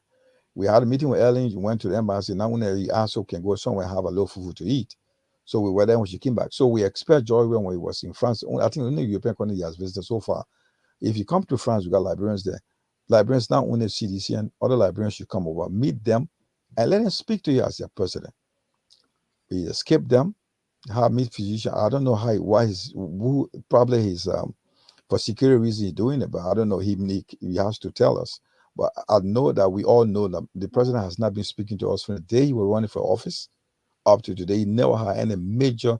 The only interview I think I saw one BBC correspondent, a one-to-one interview, which was arranged, a well-programmed, and questions were given to him, and he had to review the questions before you were interviewed. So apart from that, we need an opportunity where he can speak to us, but he doesn't speak. So probably Linford Orita could tell us from the problem why he's not speaking to Liberians. Wow. Orita, go on this one. What happened to, we know crew people love English. They speak English. They talk. It's good. They are lawyers. They everything. They're good at talking. They're good at making palaver, we call it. Why is this president running away from us? Yeah, I just, why? What's wrong with him? The thing is that I always tell people, it's like in life, if you pray to God, you go down on your knee and pray to God and say, Father, it doesn't matter what religion you belong to. You pray to God for something, and God hears you and make that whatever it was you pray for. And once you are in the driver's seat, and you depart from the road God paved, God make things hard. And Joshua is not speaking because he knows deep down inside he have betrayed the Liberian people. He lied to the Liberian people. And this Takunje that running behind Joshua, the song he made Ellington, he's supposed to make a new song. The song we usually play. And for me, he's not speaking because I keep saying this. Those that were around, or the people around Joshua, they use his popularity to asset the seat. And they forget to inform Joshua that, you know what? Once you're in that position, you are the CIC. and the Liberian people expect XYZ from you. They never told him. And he being there, to be honest, I always tell people, and just what you say with Kru people, it's like, even if you don't know the Queen language, or sit down, talk to your people, speak the Kolokwa, or if that Kru you know, speak it. If you know the Queen's language, speak it. Because the thing is, I mean, the respect for the Liberian, the citizen of Liberia is not there. And because of that, that's why God keep exposing and disgracing the George Weah government. Because you know how many people follow this man? But when he ready, he will go and meet Seditian and be pretending like a woman throwing talks at his friend, man. Stand in front I don't want to use the word. Stand in front of the nation and speak to your people. But don't go be throwing talks. I mean, you acting like a woman. You will go to CDC headquarters. You be throwing words at your friend, man. Take it, stand, face your people. And I keep saying this. For me, this time around, it's not because a woman like me following Mr. Cummings, that's why my interest for my country is to the extent. No, I will always be like this. It's like because our country people have suffered and are suffering for nothing. Why a few people are just taking food from our people mouth. So Josh, we are not speaking is because the fact that Kuman say Jipo. So let him just start speaking to Kolokwa. And that means he does not know. That why it may improve. Yeah. So Linford, I guess you live with group people, so you should have understood what Orita just said. What wrong with my brother, the president? He came to Europe. The simple denominator there for the Kwa language is Ose, it means not, or he not. Okay, but for me, I don't like to waste my time on this debate. George, we are not speaking to the nation. I don't want to even dwell on it. The man told you people in his inaugural speech that do not hold him responsible for what he will tell you, because he's not a good speaker, but hold him responsible for what he'll do. Now he's doing the worst thing. So we should be holding him responsible for what he's doing and not speaking to us, because he told you from the start. 1. 2, the man feels that he's comfortable not speaking to us. And we ourselves, we have gotten used to it over 4 years. The House of Representatives have now somebody there to say, why you don't address the nation? So they themselves, they are complacent with that. So what do you expect the man to do? Okay. And the second thing, the last thing I want to talk about is that, we shouldn't be thinking about him speaking to us because it's late. It's like crying or spilling milk. What can he talk to us about anymore? What are we not seeing that we want him to tell us about? What do we expect anymore? Do we expect anything more? For me, I think the best thing to do is to vote this man out, come 2023, and let's have a new government and move the country forward instead of wasting time on one man who, even if you keep him there for 100 years, will not speak to you. So we need to redeem the Kru people. We've been yet on the 2-hour mark now. So we need to redeem our Kru brothers because this is embarrassing. They fought so much to be president. Go back to the Twan where the people tell you name and the list on. And this guy who came from nowhere yet. Sorry. He just took him easily. And then I think my own dad, Mr. Tipote, would just be mad wherever. How come this guy just like this? And I think he should do what necessary you should do, speak crime, and then somebody interpret it. It'll be better than just say that. But the country is in crisis. You backing the vice president that you marginalized for long, backing her now to be the spokesperson. I mean, this is embarrassing. Jamal, let's wrap up the things. I just want each of you to give what your thought of the program today, and is this we are not speaking to the coming more favorable by the Southeasterner now because he there talking, he on every radio station, people asking, even marketeer meeting, they asking question, he waiting to talk, send George Weah. Do you really think this favor Cummings in a way? Because he's the one that's doing the most talking. So we can close on our note, guys, to have your view. Yeah, quickly, I'll take it from here. George Weah election in Liberia did not go on vote. I mean, speaking to people, we knew he did not speak to anybody he won. Liberians just loved him. That was it. Point blank, square to the point. He got the victory because they loved him, because who he was. And that's just come out of millions in terms of election. So he did not have to fight to what Cummings other people are doing. And he thought that's going to repeat itself. That's going to be a big mistake. So it's not whether he speaks to people, like my colleague just said, whether he speaks to people, he has not been speaking to, he won't speak to anybody. He has his own style. But what I can say to that, he has his own style. George Weah does not need to speak to people. If people love him, they voted him to power. Liberians love him. They voted him to power. So it's not about speaking. But they know what they thought Liberians thought he could do was to improve their lives. And that was the failure on his part. Speaking is out of the question. If you put George Weah gray sheet out, take out speaking, he scores 0 to Liberian people. That's one. So if you ask me if Cummings can, prevail on that and win support, well, it's up to the politician of Cummings alone to speak to the bread and butter issue in Liberia, where they can tell the Liberian people where George Weah has gone wrong. George Weah government has gone wrong. People need to hear that. Issues like the rights issue, security issue, education, health issues, road networks, that job issue for the youth, joblessness, job opportunities. The way you will come across to the citizen, that comes well for the people. So George Weah will not win. He will not waste his time on speaking to the people. That will not give him a job. He doesn't want that. He doesn't, even if to a ton of years, if he doesn't speak to the people, he will still win if he come to speaking. But now the problem here, they'll be counting him now. They'll be grading him, rating on his performance. That's what I've been looking at, performance for the past 6 years. And that performance, next time probably on this show, we'll be grading his car. We'll be rating his grade sheet. So we'll be giving his grade. So for now, I think what I want to say to that politician need to speak to the issue that will resonate to Liberians, get to the heart, which will be the bread and butter issue that I just mentioned. If they do that, they can really get some votes.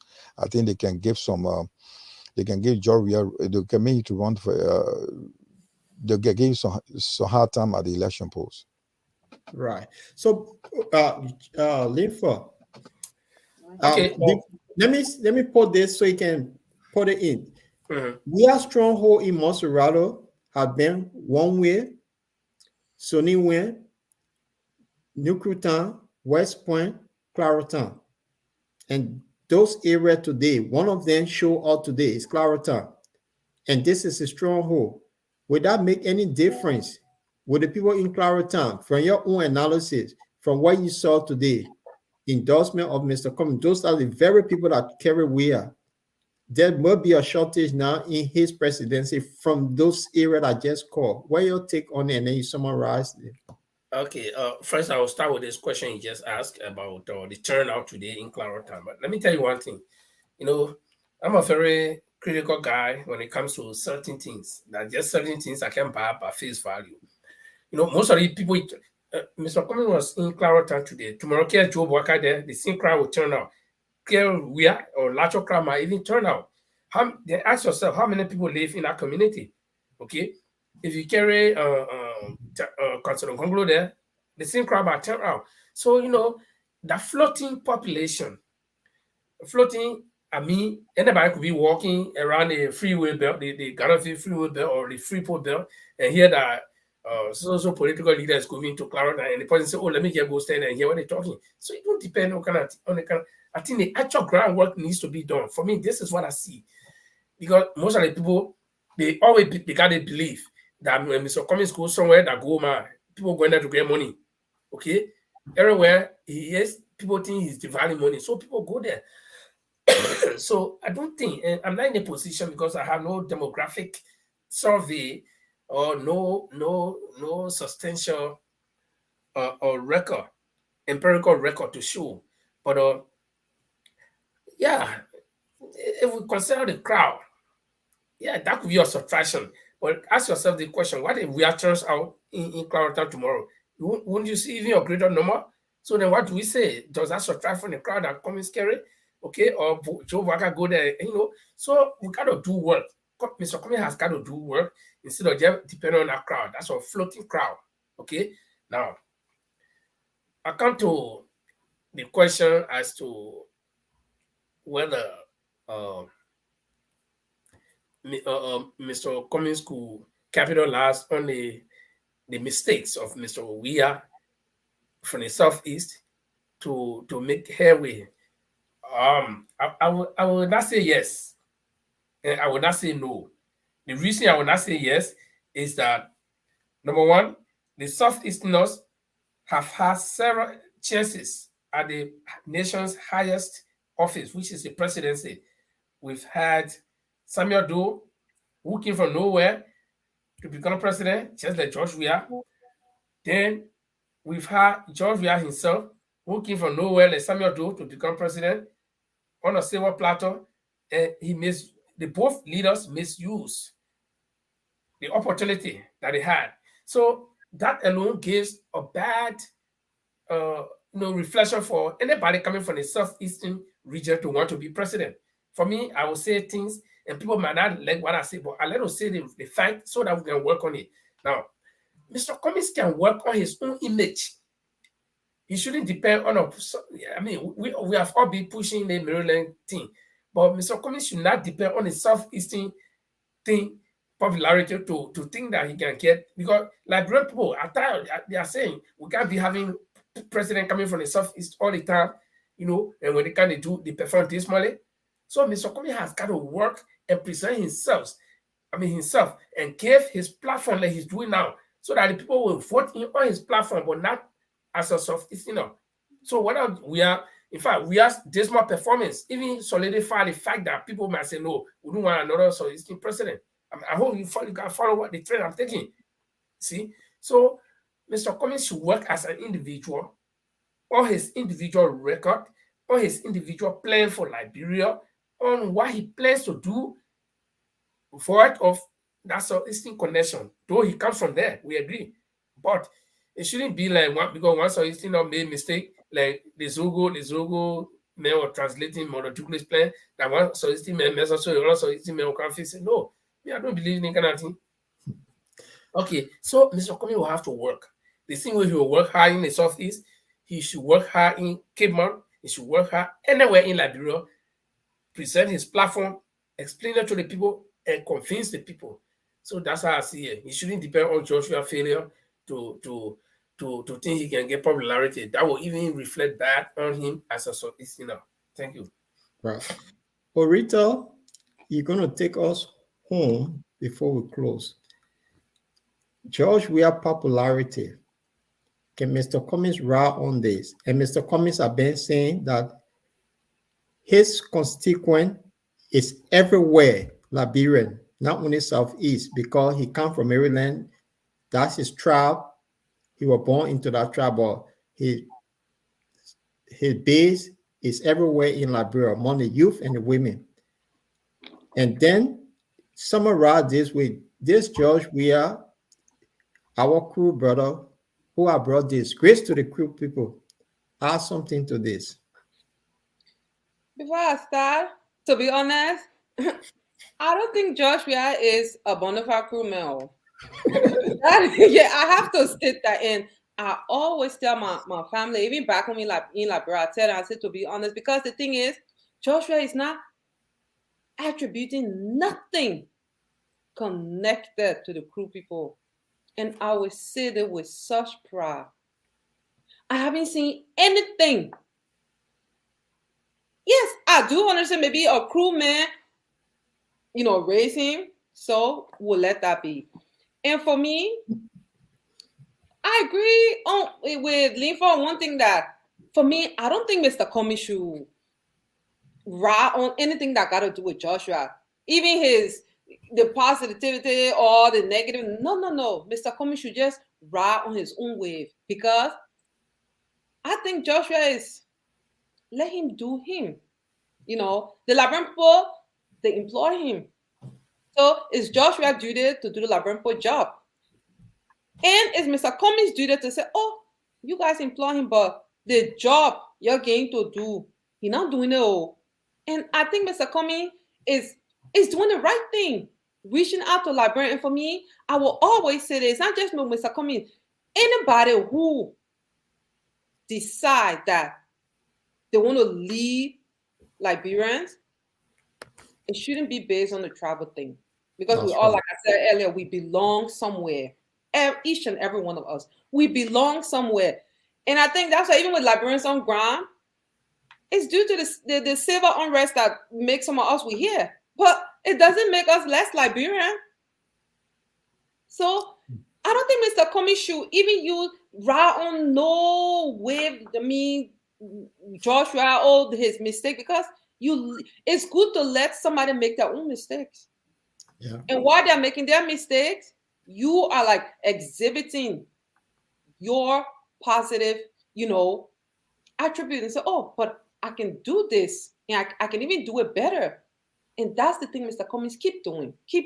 And for me, earlier, Linfa said something, and it's true. Every time Mr. Cummings is addressing the Liberian people, it's always we. Because I don't care. Mr. Cummings can have all the answers to Liberia problems, but he cannot. So he needs all of us. So when it comes to I think Mr. Cummings should just proceed in the same, way he's doing, and just people are seeing. Let people are seeing. So. Thank you, guys. I think we had a good discussion, a laugh. This is what made Borderland different. We critique our own, and then we see where they're going wrong. We go after them. With a group, we will say we don't equal with shame. You don't wrong. We show you the Southeasterners have shown Mr. Cummings that, look, you can be the best manager in the world, but hey, we also here, we are laying people. You have to show our way made up. That's why they've been dragging so long. But they decided to make that decision. It's good. If they sell their son to the outside war, the outside war will buy him. So we see something happening in Liberia. Propaganda is going with all kinds of stories. They keep saying Mr. Cummings, when he called for a vote today, he will be the last person, but they never leave his name. They keep propagating his name. It's in a good way. I'll say in a very good way, although the negative, but that negative now turning people towards Mr. Cummings. And being a proud global son today, I'm happy that some of my brothers and sisters, uncles, and dad have seen logic to support one of their own too, and to sell that pricing to the Liberian. And to live for, to close on the note, Southeastern, we may take it, we may leave it. The Kwa tribe, they always lawyers, they are spokesperson. They will always be in leadership. A lot of people in Nigeria from I think the Muslim side of Nigeria always in leadership. So it's something, but we must look for the best person that will put all Liberia on our pedestal. So on this note, I'll say thanks, God, and thanks to our viewers for being here. We're back on Tuesday next week, and hoping that Linfa will bring somebody on the show. So I want to leave you guys with one of the best music in the house, the #1 hit in the UK. It's called the Vagan UG Vagan #1. So on this note, say bye to our audience. I cannot get me for late here to drive for the 7,000 hour car. Now what's what camping for? That's stupid. That is what camping for your stepson to wash a car. We're shopping 350 US. That means what camping. That is what camping for you feel like to eat lobster and he's showing the baby chicken and driving at the 8,000 hour car. That means what camping. That is what camping for Janako to be controller general. Why a web that this is a course. That means what camping. That is what camping For Bessie Yeget to be head of place, why well that one of the people want to ask up? That means Sukuru campaign. That means World campaign for Emma Castro to be the head of NAFA. While husband is a consultant to Marita, that means Sukuru campaign. Oh, that means World campaign for family investing. How can I go into detail? That's stupid. That means Sukuru campaign. Oh, that's stupid. That's stupid. That's stupid. That's stupid. That's stupid. That's stupid. That's stupid. Oh, that's stupid. That's stupid. That's stupid.